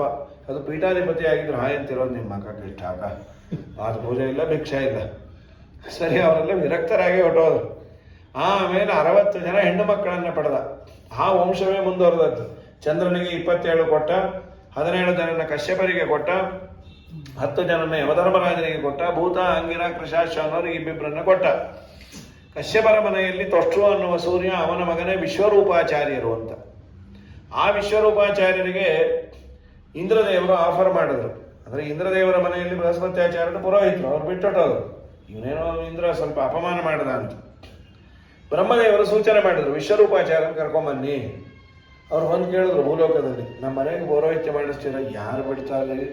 ಸ್ವರ್ಗದ ಪೌರೋಹಿತ್ಯ ಅಂದರೆ ಮೋದಿ ನಮ್ಮನ್ನು ಕರೆದು ಅವ್ರ ಮನೆ ಗೃಹ ಪ್ರವೇಶ ಕರೆದಾರೆ ಅಂದರೆ ಇಡೀ ಜೀವನದಲ್ಲಿ ಅದೊಂದು ಅನ್ನೋದೊಂದು ಹೆಮ್ಮೆ ಅಂತ. ನಾನು ಬರೋದಿಲ್ಲ ಅಂದರು. ದುಡ್ಡು ಕೊಡ್ತೀವಿ ಅಂದರು, ಅದಕ್ಕೆ ಬರಲ್ಲ ಅಂದರು. ಪೌರೋಹಿತ್ಯದಿಂದ ಕೆಟ್ಟ ಬುದ್ಧಿ ಬರುತ್ತೆ ಅಂದ್ಬಿಟ್ರು. ಪೌರೋಹಿತ್ಯ ಒಳ್ಳೆ ಪ್ರೊಫೆಷನ್ನೇ, ಅತಿಯಾಗಿ ಹೀರ್ಲಿಕ್ಕೆ ಹೋಗಬಾರ್ದು. ಕೇಳಿಲ್ಲ ಅಂತ ಈ ಗೃಹಸ್ಥರು ಕೊಡದೇ ಇರಬಾರ್ದು. ಮೀಕೇಮಿಸ್ತಾನ್ ಸ್ವಾಮಿ ಅಂತ ಹೇಳಿ ನಮಸ್ಕಾರ ಹಾಕ್ಬಿಟ್ರೆ ಅವ್ನು ಸತ್ತ ಅವನು, ಅದು ಆಗಬಾರ್ದು. ಇವರು ಇಷ್ಟೇ ಡಿಮ್ಯಾಂಡ್ ಮಾಡಬಾರ್ದು. ಎಲ್ಲವೂ ವ್ಯತ್ಯಾಸ ಆಗಿದೆ ಈಗ. ಸರಿ, ಏನೋ ಮಾಡಿ ಕರೆದುಕೊಂಡು ಬಂದರು. ಅವರು ಇವರಿಗೆ ನಾರಾಯಣ ವರ್ಮ ಅಂತ ಉಪದೇಶ ಮಾಡ್ಯಾರ. ವರ್ಮ ಅಂದರೆ ಕವಚ ಅಂತ. ಇದು ಹಾಕಿಕೊಳ್ಳೋದಲ್ಲ, ಹೇಳಿಕೊಳ್ಳೋದು. ಇಂಥ ಸ್ಥಳದಲ್ಲಿ ನನ್ನ ಈ ರಕ್ಷಣೆ ದೇವರು ಮಾಡಲಿ, ಈ ಭಗವದ್ ರೂಪಗಳು. ಜಲೇಶು ಮಾಂ ರಕ್ಷತು ಮತ್ಸ್ಯಮೂರ್ತಿ ಯಾದೋ ಗಣೇಭ್ಯೋ ವರುಣಸ್ಯ ಪಾಶಾತ್ ಸ್ಥಳೇಶು ಮಾಯಾ ವಟುವಾ ಮನೋವ್ಯಾತ್ರಿವಿಕ್ರಮಖೇಮತು ವಿಶ್ವರೂಪಃ ದುರ್ಗೇಶ್ವಟವ್ಯಾಧಿಮಕಾದಿಶು ಪ್ರಭು ಪಾಯಾನ್ ನೃಸಿಂಹ ಅಸುರಯೂಥ ಪಾರಿಹಿ. ಹೀಗೆ ಒಂದೊಂದು ರೂಪಗಳು. ಜಲದಲ್ಲಿ ಮತ್ಸ್ಯನಾಮಕ ಭಗವಂತ ರಕ್ಷಣೆ ಮಾಡಲಿ. ಆಮೇಲೆ ನನ್ನ ಪಾಡಿಗೆ ನಾನು ರಸ್ತೆಯಲ್ಲಿ ನಿಂತಾಗ ಫುಟ್ಪಾತ್ ಮೇಲೆ ಯಾರೋ ಬಂದು ಹತ್ತಿಸಿ ಹೊಡಿಬೋದು, ವಾಮನ ರಕ್ಷಣೆ ಮಾಡಲಿ. ತ್ರಿವಿಕ್ರಮ ರೂಪಿ ಭಗವಂತ ಅಂತರಿಕ್ಷದಲ್ಲಿ ನನಗೆ ಎದ್ದು ಬಿದ್ದು ಏನಾದರೂ ಆಗಬಾರದು, ರಕ್ಷಣೆ ಮಾಡಲಿ. ನರಸಿಂಹದೇವರು ಅರಣ್ಯದಲ್ಲಿ ರಕ್ಷಣೆ ಮಾಡಲಿ. ದಾರಿಯಲ್ಲಿ ಹೋಗಬೇಕಾದರೆ ದೊಡ್ಡ ದೊಡ್ಡ ಭಗವಂತನ ಸನ್ನಿಧಾನ ಇರುವ ದೇವಸ್ಥಾನ ಬಂದಾಗ ಇಳಿದು ನಮಿಸಿ ಹೋಗಬೇಕು, ಅದನ್ನು ಸಾಧ್ಯ ಇಲ್ಲ ಇವತ್ತು. ಹಾಗಾಗಿ ದಾರಿಯಲ್ಲಿ ಪತಿದೇವ ಏನನಾಥ್, ಬಹಳ ದೊಡ್ಡ ಪಾಪ ಬರುತ್ತೆ. ಹಯಗ್ರೀವಾಯ ನಮಃ ಅನ್ನಿ. ನಾವು ಈ ಗಾಳಿ ಆಂಜನೇಯನಂತ ಬರಬೇಕಾರಲ್ಲ ಅನ್ಕೊಂಡೇ ಬರಬೇಕು. ಹೋಗ್ಲಿಕ್ಕಾಗಲ್ಲ ಪ್ರತಿ ಸರಿ. ಹಯಗ್ರೀವಾಯ ನಮಃ ವ್ಯಾಸರಾಜ ಪ್ರತಿಷ್ಠಿತವಾದದ್ದು, ಬಹಳ ಸನ್ನಿಧಾನ ಇರೋದು. ಹಾಗೆಯೇ ಹೋಗ್ಬೇಕು ವಿಜಯನಗರದಿಂದ ಬರಬೇಕಾದ್ರೆ. ಹೀಗೆ ಎಲ್ಲೆಲ್ಲಿ ಭಗವಂತನ ವಿಶೇಷ ಸನ್ನಿಧಾನ ವೈಷ್ಣವರು ಪ್ರತಿಷ್ಠಾಪನೆ ಮಾಡಿದ್ದು, ಯಾವುದೋ ಸುಮ್ಮನೆ ಯಾವುದಾದ್ರೂ ಹೇಳಿದ್ದು ಅಲ್ಲೇ ಅಲ್ಲ. ಅವೈಷ್ಣವ ಪ್ರತಿಷ್ಠಾಪನೆ ಮಾಡಿದ ದೇವಸ್ಥಾನಕ್ಕೆ ಹೋಗಲೇಬೇಡಿ ಅಂತ ಶ್ರೀಮದಾಚಾರ್ಯ ತಂತ್ರಸಾರದಲ್ಲಿ. ಸ್ವಲ್ಪ ಮಾಧ್ವರನ್ನು ಹುಚ್ಚು ಅಂತಾನೆ ಸಮಾಜ ಅನ್ನತ್ತೆ, ಏನಾದರೂ ಅಂದ್ಕೊಡ್ರಿ, ಅದರದ ಕೆಲವು ಪ್ಯಾರಾಮೀಟರ್ಸ್ ಇದೆ. ಸರಿ, ಇಷ್ಟೆಲ್ಲ ಹೇಳಿ ಆದಮೇಲೆ ಅವನು ಮೋಸ ಮಾಡಿಬಿಟ್ರು. ತಾಯಿ ದೈತ್ಯರ ಕಡೆಯವಳು, ದೈತ್ಯರಿಗೂ ಆಹುತಿ ಹಾಕಿದ್ರು. ಇಂದ್ರದೇವರು ಗೊತ್ತಾಗಿ ಅವರನ್ನು ಸಮಾನ ಮಾಡಿಬಿಟ್ರು. ಅವನಪ್ಪನಿಗೆ ಬೇಜಾರಾಗಿ ಇಂದ್ರನ್ನೇ ಕೊಲ್ಲೋ ಮಗನ್ನ ಪಡೀತೀನಿ ಅಂತ ಒಂದು ಯಜ್ಞ ಮಾಡಿದ. ಯಜ್ಞದಲ್ಲಿ ಆಹುತಿ ಹಾಕಬೇಕಾದ್ರೆ ಸ್ವರ ವ್ಯತ್ಯಾಸ ಆಯ್ತಂತೆ. ಇಂದ್ರಶತ್ರು ಹೊಟ್ಲಿ ಅಂತ ಹಾಕಿದ್ದು, ಆ ಇಂದ್ರಶತ್ರು ಅನ್ನೋ ಪದವನ್ನು ಸ್ವಲ್ಪ ವ್ಯತ್ಯಾಸ ಮಾಡಿದ್ದಕ್ಕೆ ಬಹುರ್ವಿ ಸಮಾಸ ಆಯಿತು. ತತ್ಪುರುಷ ಆಗಬೇಕಾಗಿತ್ತು. ಇಂದ್ರಸ್ಯ ಶತ್ರು, ಇಂದ್ರಯೇವ ಶತ್ರು, ಇಂದ್ರಶತ್ರು ಅಂತ. ವೃತ್ರಾಸುರ ಅಂತ ಹುಟ್ಟಿ ಕೂತ. ಅವನಿಗೂ ಇಂದ್ರದೇವರಿಗೂ ಯುದ್ಧ ಆಯಿತು. ಇವನು ಏನಾದರೂ ಸಾಯವಲ್ಲ. ಮತ್ತೆ ಉಪಾಯ ಕೇಳಿದ್ರು. ದದೀಚಿ ಋಷಿಗಳ ಬೆನ್ನೆಲವನ್ನು ತೆಗೆದುಕೊಂಡು ಬಂದು ಹೊಡೆದ್ರೆ ಸಾಯ್ತಾನೆ ಅಂದರು. ಏನು ಅವ್ರು ಇದಾರೋ ಕೃಷ್ಣಾರ್ಪಣ ಆಗಿದ್ದಾರೆ, ಗಟ್ಟಿಮುಟ್ಟಿಯಾಗಿದ್ದಾರೆ ಅಂದರು. ಇದ್ದೋರ ಹತ್ರ ಹೋಗಿ ಸ್ಪೈನಲ್ ಕಾರ್ಡ್ ಕೇಳಲಿಕ್ಕಾಗತ್ತೆ? ಏನೋ ರೇಷನ್ ಕಾರ್ಡೋ ಆಧಾರ್ ಕಾರ್ಡೋ ಕೇಳಬಹುದು. ಸರ್ ನೀವು ಸ್ಪೈನಲ್ ಕಾರ್ಡ್ ಕೊಡ್ರಿ ಅಂದರೆ ಕೇಳಂತೂ ಕೇಳಿ ಅಂದರು. ದದೀಚಿ ಹತ್ರ ಬಂದು, ಸ್ವಾಮಿ ತಾವು ಯಾವಾಗ ತಮ್ಮ ವೈಕುಂಠ ಸಮಾರಾಧನೆ ಯಾವಾಗ ಅಂದರು. ಅದು ಇದ್ದವ್ರು ಮಾಡ್ಕೊಬೋದಲ್ಲಪ್ಪ, ಏನೋ ಬದರಿ ಸಮಾರಾಧನೆ ಕಾಶಿದು ಮಾಡ್ತಾರೆ, ತಾವು ಯಾವಾಗ ಸಾಯ್ತೀರಿ? ಯಾಕೆ? ನನ್ನಿಂದ ಏನು ತೊಂದರೆ ಆಗಿದೆ? ನಿಮ್ಮ ಬೆನ್ನಿನ ಎಲಬು ನಮಗೆ ಬೇಕು, ಇದು ವೃತ್ರನನ್ನ ಕೊಲ್ಲಬೇಕು. ಹಾಗೆ ಪ್ರಾಣ ಬಿಟ್ರಂತೆ. ದದೀಚಿ ಋಷಿ ತನ್ನ ಅಸ್ಥಿ ಸುರರಿಗಿತ್ತು ಮುರವೈರಿ ವೈಕುಂಠ ಪುರದತ್ತ ಪೋದಂತೆ ಇರಬೇಕು ಇರದೆ ಇರಬೇಕು. ನೈಮಿಷಾರಣ್ಯದಲ್ಲಿ ಇದೆ ಇದು, ದದೀಚಿ ಕೊಂಡ ಅಂತ ಹೇಳಿ. ನೈಮಿಷಾರಣ್ಯದಿಂದ ಒಂದು 20 ಕಿಲೋಮೀಟ್ರ್ 12 ಮಿಶ್ರಿತ್ ಅಂತ ಊರು. ಎಲ್ಲ ತೀರ್ಥಗಳ ಮಿಶ್ರಣವಾದ ಒಂದು ತೀರ್ಥ ಅದು. ಚೌಚೌ ಅದು ಚೆನ್ನಾಗಿದೆ, ಮಿಶ್ರಿತ್ ತೀರ್ಥ. ಅಲ್ಲಿ ಆದ ಘಟನೆ ಅಂತೂ ವೃತ್ರನನ್ನು ಸಂಹಾರ ಮಾಡಿದ್ರು. ವೃತ್ರ ಸಾಯೋ ಕಾಲಕ್ಕೆ ದೇವರ ಚಿಂತನೆಯನ್ನು ಮಾಡ್ತಾನೆ. ನೀನು ಅಸ್ವತಂತ್ರ, ನಾನು ಅಸ್ವತಂತ್ರ, ನಾವೆಲ್ಲ ದೇವರ ಕೈಯಲ್ಲಿರೋ ಗೊಂಬೆ, ಆಡಿಸುವವನು ಅವನು. ರಾಜರಿಗೆ ಡೌಟ್ ಬಂತು, ಇವನೇನು ಅಸುರನೋ ಅಥವಾ ಆಚಾರೋ ಅಂತ. ಯಾಕಪ್ಪ ದೇವರ ಸ್ಮರಣೆ ಎಷ್ಟು ಮಾಡಿದ? ಟೆಂಪರರಿಯಾಗಿ ಅಸುರ. ಅವನು ಮೂಲತಃ ಒಬ್ಬ ಚಿತ್ರಕೇತು ಅನ್ನೋ ರಾಜ. ಅವನಿಗೆ ಮಕ್ಕಳಾಗಿರಲಿಲ್ಲ ಅಂತ ನಾರದರನ್ನು ಪ್ರಾರ್ಥನೆ ಮಾಡಿದಾಗ ಒಂದು ಮಗು ಆಗತ್ತೆ ಕಷ್ಟಪಡ್ತಿ ಅಂದಿದ್ರು, ಒಂದು ಮಗು ಆಯಿತು. ಸಾವಿರಾರು ಜನ ಹೆಂಡತಿಯರು, ಹಡೆದವಳು ಒಬ್ಬಳು, ಅವಳನ್ನು ಜಾಸ್ತಿ ಮಾತಾಡಿಸೋನು. ಅದಕ್ಕೆ ಕಾರಣ ಈ ಮಗು ಅಲ್ವಾ? ಆ ಮಗುವಿಗೆ ವಿಷ ಹಾಕೊಂಡ್ಬಿಟ್ರು. ಹೋ ಅಂತ ಅಳ್ತಾ ಕೂತು. ಮತ್ತೆ ನಾರದರು ಅಂಗಿರಸರು ಬಂದಾಗ ಆ ಜೀವನನ್ನೇ ಕರೆಸಿ ಉಪದೇಶ ಮಾಡಿಸಿದ್ರು. ಇವನು ನಮ್ಮ ಅಪ್ಪನೂ ಅಲ್ಲ, ನಾನು ಅವನ ಮಗನೂ ಅಲ್ಲ, ನಾ ಎಲ್ಲೆಲ್ಲೋ ಸುತ್ತಾ ಇರ್ತೇನೆ. ಯಾವ ಜನ್ಮದ ರಿಲೇಷನ್ನು ಅಂತ ಯಾರ್ಯಾರು ನೆನಪಿಟ್ಕೊಳ್ಳಿ. ಹಾಗಾದರೆ ನಿಂಗೆ ಯಾರಿಲ್ವಾ? ನನಗೆ ಒಬ್ಬ ಅಪ್ಪ ಅಮ್ಮ ಪರ್ಮನೆಂಟ್ ಆಗಿದ್ದಾರೆ. ಯಾರು? ಲಕ್ಷ್ಮೀನಾರಾಯಣ. ಇನ್ನೆಲ್ಲರೂ ಆಗಾಗ ಬಂದು ಹೋಗೋರಷ್ಟೇ ವಿನಃ ಈ ನಂಟು ಪರ್ಮನೆಂಟ್ ಅಲ್ಲ ಅಂತ ಡಿನೇ ಮಾಡಿಬಿಡ್ತು. ವೈರಾಗ್ಯ ಬಂತು. ದೇವರನ್ನು ಆರಾಧನೆ ಮಾಡಿ ಅಪರೋಕ್ಷ ಜ್ಞಾನವನ್ನು ಪಡೆದು ಒಂದು ಚಾರ್ಟರ್ಡ್ ಫ್ಲೈಟ್ ವಿಮಾನ ಕೊಟ್ಟರು, ಎಲ್ಲಿ ಬೇಕಾದ್ರೂ ಓಡಾಡೋನು. ಒಮ್ಮೆ ಓಡಾಡ್ತಾ ಇರಬೇಕು, ಕೈಲಾಸದ ಮೇಲೆ ಬಂತು, ಬಗ್ಗಿ ನೋಡಿದ, ಪಾರ್ವತಿಯನ್ನು ಕೂಡಿಸ್ಕೊಂಡು ಪರಮೇಶ್ವರರು ಕೂತಿದ್ರು, ಆಡಿಕೊಂಡು ಬಿಟ್ಟ. ನಾವೇ ವಾಸಿ, ತೊಡೆ ಮೇಲೆ ಕೂಡಿಸ್ಕೊಂಬಲ್ಲ ಇಷ್ಟೊತ್ತು ಅಂತ. ಎಮರ್ಜೆನ್ಸಿ ಲ್ಯಾಂಡ್ ಆಗಲಿ ಎಂದು ಪಾರ್ವತಿ. ಲ್ಯಾಂಡ್ ಆಯಿತು. ಮಗನೇ, ಬಾಯಿಗೆ ಬಂದಿದ್ದೆಲ್ಲ ಮಾತಾಡ್ತೀಯ, ನನ್ನ ಗಂಡ ನನ್ನನ್ನು ಕೂಡಿಸಿಕೊಳ್ಳೋದು ನಿಮ್ಮೆಲ್ಲರ ದಾಂಪತ್ಯ ಜೀವನ ಚೆನ್ನಾಗಿರಲಿ ಅಂತ. ನೀ ಕೂಡಿಸ್ಕೊಳೋಣ ಆಗಬೇಕಲ್ರಿ. ಸ್ವಲ್ಪ ಗಂಡ ಒಳ್ಳೆ ಚೌಳೆಕಾಯಿ ತೆಗಿದ್ದು, ಇವರು ಜೋರಾಗಿದ್ದರು ಅಂದರೆ ತೊಡೆ ಮೇಲೆ ಬೇಣಿದಾನ ಟೈಮಲ್ಲೇ ಪ್ರಾಣ ಹೋಗತ್ತೆ ಅಂಥದ್ದು ಶಾಪ ಕೊಟ್ಟರು, ಅಸುರನಾಗುವನು. ಆಮೇಲೆ ಬೇಡಿಕೊಂಡ, ದೇವರ ಭಕ್ತಿನೂ ದೇವರ ಸ್ಮರಣೆಯೂ ಇರಲಿ ಅಂತ. ಅಸುರನಾದರೂ ಇತ್ತು ಅಂಥೇಳಿ ಇದಾದ ಮೇಲೆ ದಿತಿದೇವಿ ಏನಾದರೂ ಮಾಡಿ ಇಂದ್ರನನ್ನು ಕೊಲ್ಲೋ ಮಗನನ್ನು ಪಡಿಬೇಕು ಅಂತ ಇವರನ್ನು ಕೇಳಿದಾಗ ಕಶ್ಯಪರನ್ನು ಆಗಲ್ಲ ಅಂದರೂ ಕೇಳಲಿಲ್ಲ. ಒಂದು ವ್ರತ ಹೇಳ್ತೇನೆ ಮಾಡು, ಆದರೆ ವ್ರತದಲ್ಲಿ ವ್ಯತ್ಯಾಸ ಆದರೆ ಇಂದ್ರದೇವರು ಫ್ರೆಂಡ್ ಆಗ್ತಾರೆ ಅಂದಿದ್ರು. 1 ವರ್ಷದ ವ್ರತ ಇನ್ನೊಂದು ವಾರ ಬಾಕಿ ಇದ್ದಾಗ ರಾತ್ರಿ ಎದ್ದು ಕಾಲನ್ನು ತೊಳೆದುಕೊಳ್ಳಬೇಕಾದ್ರೆ ಹಿಮ್ಮಡಿ ನೆಂದಿಲ್ಲ. ಇಂದ್ರದೇವರೇ ಕೆಲಸಕ್ಕಿದ್ದ ಅವಳ ಮನೆಯಲ್ಲಿ, ಬ್ರಹ್ಮಚಾರಿ ವೇಷದಲ್ಲಿ ಕಾಯ್ತಾ ಇದ್ದ. ಒಳಗೆ ಪ್ರವೇಶ ಮಾಡಿ ಗರ್ಭವನ್ನು 7 ಪೀಸ್ ಮಾಡಿ, ಆ 7 ಮತ್ತೆ 49 ಆಯಿತು. 7 ಪೀಸ್ ಮಾಡಿ ಕಡೆಗೆ 49 ಮರುದೇವತೆಗಳು ಉತ್ಪತ್ತಿ ಆಗಿಬಿಡ್ತು. ಅಳ್ತಾ ಇದ್ರು. ಇಂದ್ರದೇವರು ಅಳಬೇಡ್ರಿ, ಋತ ಅಂದರೆ ಅಳೋದು, ಮಾರುತ ಅಳಬೇಡಿ ಅಳಬೇಡಿ ಅಂದರೆ ಅವರೆಲ್ಲ ದೇವತೆಗಳಾದರು.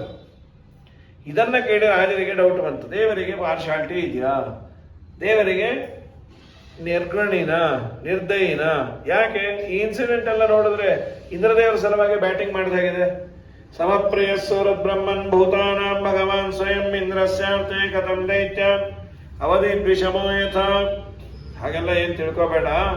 ದೇವರಿಗೆ ಯಾವ ಪಕ್ಷಪಾತ ಇಲ್ಲ. ಆದರೆ ತನ್ನನ್ನು ಯಾರು ಆರಾಧನೆ ಮಾಡ್ತಾರೆ ಅವ್ರ ಮೇಲೆ ಪ್ರೀತಿ ಇದೆ. ದೇವತಾ ಪಕ್ಷಪಾತ ಅಂತೀರಾ ಅನ್ಕೊಳ್ಳಿ, ಯಾಕೆಂದ್ರೆ ಅವರು ಸಾಧನೆಯನ್ನು ಮಾಡಿದರೆ ಬಲಿತಾನೆ. ನೋಡು, ಪಾರ್ಶಾಲಿಟಿಯಲ್ಲಿ 2 ಇದೆ, ಗುಣರೂಪವಾದದ್ದು, ದೋಷರೂಪವಾದದ್ದು. ಗುಣರೂಪವಾದದ್ದು ಯಾವುದು ಅಂದರೆ ಸಾಧನೆಗೆ ತಕ್ಕಂತೆ ಫಲ ಕೊಡೋದು. ಅದನ್ನು ಯಾರೂ ತಪ್ಪನಲ್ಲ. ಸುಮ್ಮನೆ ಸೆಕ್ಯುಲರ್ ಅಂದರೆ ಬಾಯಲ್ಲಿ ಅಂತಾರೆ. ಕಂಪನಿ CEO ಅಲ್ಲಿ ಕಂಪನಿಯಲ್ಲಿರುವಂತಹ ಸೆಕ್ಯೂರಿಟಿ ಗಾರ್ಡ್ಗೂ ಒಂದೇ ಸಂಬಳವಾ? ಹೆಚ್ಚು ಜಾಸ್ತಿ ಇರೋರು ಪಾಪ ಸೆಕ್ಯೂರಿಟಿನೇ. ಕಂಪನಿಗೆ ಯಾವಾಗಲೂ ಅವನೇ ಬಿದ್ದಿರ್ತಾನೆ 24/7. ಇನ್ನು CEO ಊರೆಲ್ಲ ಟೂರ್ ಹೊಡಿತಾ ಇರ್ತಾರೆ. ಅವೆಲ್ಲ ಇಲ್ಲ. ಯಾರ್ಯಾರ ಯೋಗ್ಯತೆ ಏನಿದೆಯೋ ಅವರು ಮಾಡಿದ ಸಾಧನೆಗೆ, ಅವರ ಅಧ್ಯಯನಕ್ಕೆ, ಅವರ ಬುದ್ಧಿಗೆ ಹೆಚ್ಚು ಪುಣ್ಯ ಇದು ಕೊಡೋದು ಬೆಲೆ. ಬುದ್ಧಿ ಇಲ್ಲದೆ ಇದ್ರೆ ದೇಹ ನಮಗೂ ಇದೆ ಅವ್ರಿಗೂ ಇದೆ. ಬುದ್ಧಿ ಇದ್ದಂತ ದೊಡ್ಡ ದೊಡ್ಡ ಇದರಲ್ಲಿ ಇರ್ತಾನೆ. ನೋಡು, ನಮ್ಮ ದೇವರು ಶಾಸ್ತ್ರಕ್ಕೆ ವಿರುದ್ಧವಾದ ವೇದಕ್ಕೆ ಅಪ್ರಾಮಾಣ್ಯವನ್ನು ತರುವ ವೈಷಮ್ಯ ಇಲ್ಲ ಅವನಲ್ಲಿ. ಪಾರ್ಶಾಲಿಟಿ ಇದೆ, ಇರಲೂ ಬೇಕು. ತಾಯಿ ಮಗುವಿಗೆ ಊಟ ಮಾಡಿಸ್ಬೇಕಾದ್ರೆ 2 ವರ್ಷದ ಮಗುವಿಗೆ 1 ಇಡ್ಲಿಯನ್ನು 4 ಸಲ ತಿನ್ನಿಸ್ತಾಳೆ. ಅದು ತಿನ್ನೋದೇ ಇಲ್ಲ, ಚೂರು ಚೂರು ಗುಬ್ಬಚ್ಚಿ ತಿಂದಾಗ ತಿನ್ನತ್ತು. ಎಷ್ಟು ಪೇಷನ್ಸ್ ಬೇಕು. ಅದೇ ಒಂದು 5 ವರ್ಷದ ಮಗು ಇತ್ತು, 4 ಇಡ್ಲಿ ಒಡ್ತೇನೆ ಅಂತ ಮಂದರ ಪರ್ವತಕ್ಕೆ ಒಂದು ತಪಸ್ಸು ಮಾಡಿದ. ಅದಕ್ಕೆ ಮುಂಚೆ ತಾಯಿಯನ್ನು ಸಮಾಧಾನ ಮಾಡ್ತಾನೆ. ದಿತಿದೇವಿಯನ್ನಮ್ಮ ಅಳಬೇಡೆ, ನನ್ನ ಮಗ ಸತ್ಯಾನೋ ಅಮ್ಮ, ಈ ಸಂಬಂಧ ಎಲ್ಲ ಪರ್ಮನೆಂಟ್ ಅಲ್ಲೇ, ಎಷ್ಟು ದಿನ ದೇವರು ಇಟ್ಟಿರ್ತಾನೋ ಅಷ್ಟೇ. ಕೆಲವರು ಮೊದಲು, ಕೆಲವರು ಆಮೇಲೆ. ಬಹುನಾಮೇವಿ ಪ್ರಥಮಃ, ಬಹುನಾಮೇವಿ ಮಧ್ಯಮಃ. ಜನನ ಮರಣ ನಮ್ಮ ಕೈಯಲ್ಲಿಲ್ಲ. ಏನೋ ಜನನ ನಾವು ಸಿಸೇರಿಯನ್ ಮಾಡಿ ಮಗು ನಾಚಿ ತರಿಸ್ಬೋದು ಅನ್ನೋ ಒಂದು ಇದಿದೆ. ಮರಣ ಮಾತ್ರ ದೇವರಾಣ ಇಲ್ಲ. ಇಂಥ ದಿನನೇ ಸಾಯ್ತಾರೆ, ಶೂಟ್ ಮಾಡಬೇಕಷ್ಟೆ, ಇಂಥ ದಿನನೇ ಸಾಯ್ತಾರೆ ಅಂತ ಯಾರಿಗೂ ಗೊತ್ತಿಲ್ಲ. ಹೋಗೇ ಬಿಟ್ರು ಅಂದ್ಕೊಂಡಿರ್ತಾರೆ, ಮತ್ತೆ ಚೀಟಿ ತಿರುವು ಹಾಕಿರ್ತಾರೆ. ಗಟ್ಟಿಮುಟ್ಟಾಗಿದ್ದೀನಿ ಅಂತ ನೋಡ್ಕೊಂಬರಕ್ಕೆ ಹೋದವ್ರು ಮಾರನೇ ದಿನ ಹೊಟ್ಟೋಗಿರ್ತಾರೆ. ಯಾವಾಗ ಹೋಗ್ತಾರೋ. ಹೀಗಾಗಿ ಇನ್ನೊಂದು ಕಥೆ ಹೇಳ್ತೀನಿ ಕೇಳು.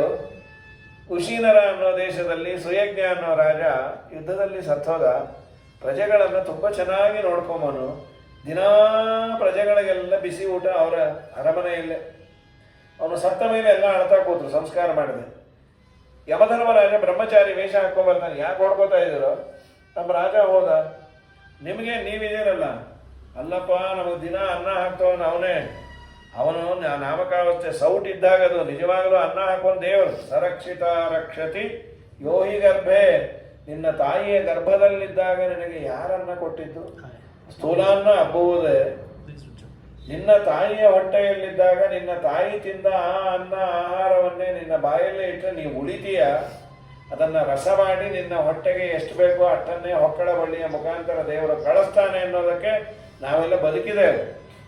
ಇಲ್ಲಾಂದ್ರೆ ಆ ತಾಯಿ ತಿನ್ನೋ ಖಾರ, ಹುಳಿ, ಉಪ್ಪು ಅದನ್ನೆಲ್ಲ ದೇವರು ಡೈರೆಕ್ಟ್ ಆಗಿ ಮಗುವಿನ ಬಾಯಲ್ಲಿಟ್ಟರೆ ಯಾರು ಹುಟ್ಟತಾನೇ ಇರಲಿಲ್ಲ. ಆವನ ಕಾಯುವ ಅವನಿಯೊಳಗೆ ದೇವದೇವೇಶ ಶ್ರೀ ಹರಿಯಲ್ಲದೆ ಕೃಷ್ಣ. ಆವನ ಕಾಯುವ ಅವನಿಯೊಳಗೆ ಅವನಾಧಾರ ಅಡವಿಯಲ್ಲಿರುವ ಮೃಗಗಳಿಗೆ, ಅವನಾಶ್ರಯ ಆ ಪಕ್ಷಿ ಜಾತಿಗಳಿಗೆ, ಅವಪೋಷಕನು ಗರ್ಭದಲ್ಲಿದ್ದ ಶಿಶುವಿಗೆ, ದೇವಗುರು ಪುರಂದರ ವಿಠಲನಲ್ಲದೆ ಪ್ರಾಣಿ. ನಾವೆಲ್ಲ ಯಾರಿಗಾದ್ರೂ ಮಾಡಿದ್ದೇವೆ ಅಂದರೆ ಸೌಟ್ ಇದ್ದಾಗ. ಅಡುಗೆ ತುಂಬ ಚೆನ್ನಾಗಿದೆ ಅಂದರೆ ಮಾಡಿದವರು ಯಾರೋ ಅವರ ಹೆಸರು ಹೇಳಬೇಕು. ಏನು ಸಾರು ಇಷ್ಟು ಚೆನ್ನಾಗಿದೆ, ಹೊಸ ಬಕೀಟು ಸೌಟು ಅಂದರೆ ಮೈ ಹೊರದೋಗುತ್ತೆ ಮಾಡಿದವನು. ಎರಡನೇ ಸಲ ಸಾರನ್ನು ಒಂದು ಲೋಟದಲ್ಲಿ ಹಾಕ್ಕೊಡೋದ್ರು. ಇವನಿಗೆ ಗೊತ್ತಾಗಿತ್ತು, ಒಂದಿಟ್ಟು ಉಪ್ಪು ಹಾಕ್ಬಿಟ್ಟೆ ಅದಕ್ಕೆ, ಉಪ್ಪು ಖಾರ. ಅವ್ರು ಕುಡಿದ್ರು ಏನು ಕೆಟ್ಟದಾಗಿತ್ತು. ಅವನಂದ್ರು ಏನು ಆಗಲೇ ಚೆನ್ನಾಗಿತ್ತು, ಈಗೇನು ಹೀಗಿದೆ. ಅಡುಗೆ ಅವ್ನು ಬಂದು ಹೇಳ್ದ, ಅದೇ ಹೊಸ ಬಕೀಟು ಹೊಸ ಸೌಟು ಅಂತ. ಆಮೇಲೆ ಗೊತ್ತಾಯ್ತು ಉಪ್ಪು ಹೊಸದೇ ಅಂತ. ಹೀಗಾಗಿ ನಾವು ಯಾರಿಗಾದರೂ ಉಪಕಾರ ಮಾಡಿದ್ದೇವೆ, ತುಂಬ ಬೆಂತಟ್ಕೋಬೇಡ. ನಿನ್ನನ್ನು ದೇವರು ಸೌಟಾಗಿ ಬಳಸಿಕೊಂಡಿದ್ದಾನಷ್ಟು. ನಿನ್ನಿಂದ ಉಪಕಾರ ಅವರಿಗೆ ಮಾಡಿಸಿ ಪುಣ್ಯದ ರಾಶಿಯನ್ನು ನಿನ್ನ ತಲೆಗೆ ಕಟ್ಟಿದ್ದೇ ವಿನಃ ನಾ ಮಾಡದೆ ಅನ್ಕೋಬೇಡ. ವಾದಿರಾಜರಂಥ ಮಹಾನುಭಾವರಂತಾರೆ, ವಾದಿ ಮಧ್ವೋ ಯಸ್ಯ ರಾಜ ಸೋಹಂ ತಸ್ಯ ಕೃಪಾಬಲಾತೆ. ನಿಜವಾಗಲೂ ವಾದಿ ಅಂದರೆ ಮಧ್ವರೇ. ಅವರನ್ನೇ ರಾಜನಾಗಿ ಉಳ್ಳ ಮಧ್ವಾಚಾರ್ಯರ ಒಬ್ಬ ಪ್ರಜೆ ನಾನು. ಮತ್ತು ಇಷ್ಟೆಲ್ಲ ವ್ಯಾಖ್ಯಾನ ಬರೀತೀರಲ್ಲ ಹೇಗೆ? ಸೋಹಂ ತಸ್ಯ ಕೃಪಾಬಲಾತ್, ಅವರ ಕೃಪಾಬಲದಿಂದ. ವೀಣೈವ ರಣಯಾಮ್ಯ, ನಾನೊಂದು ವೀಣೆ ಅಷ್ಟೇ. ಆ ವೈಣಿಕ ಯಾರು ಅಂದರೆ ವಾಯುದೇವರು ಅಂತಾರೆ. ಹೀಗೆ ಚಿಂತನೆಯನ್ನು ಮಾಡಿ.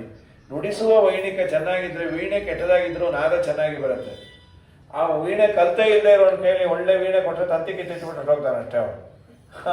ಹಾಗಾಗಿ ವೈಣಿಕ ವಾಯುದೇವರು, ನಮ್ಮ ನಿಮ್ಮನ್ನೆಲ್ಲ ನಿಂತು ನುಡಿಸುವವರು ವಾಯುದೇವರು ಅನ್ನೋ ಚಿಂತನೆ ಇದ್ದರೆ ಬಹಳ ಪುಣ್ಯ ಇದೆ.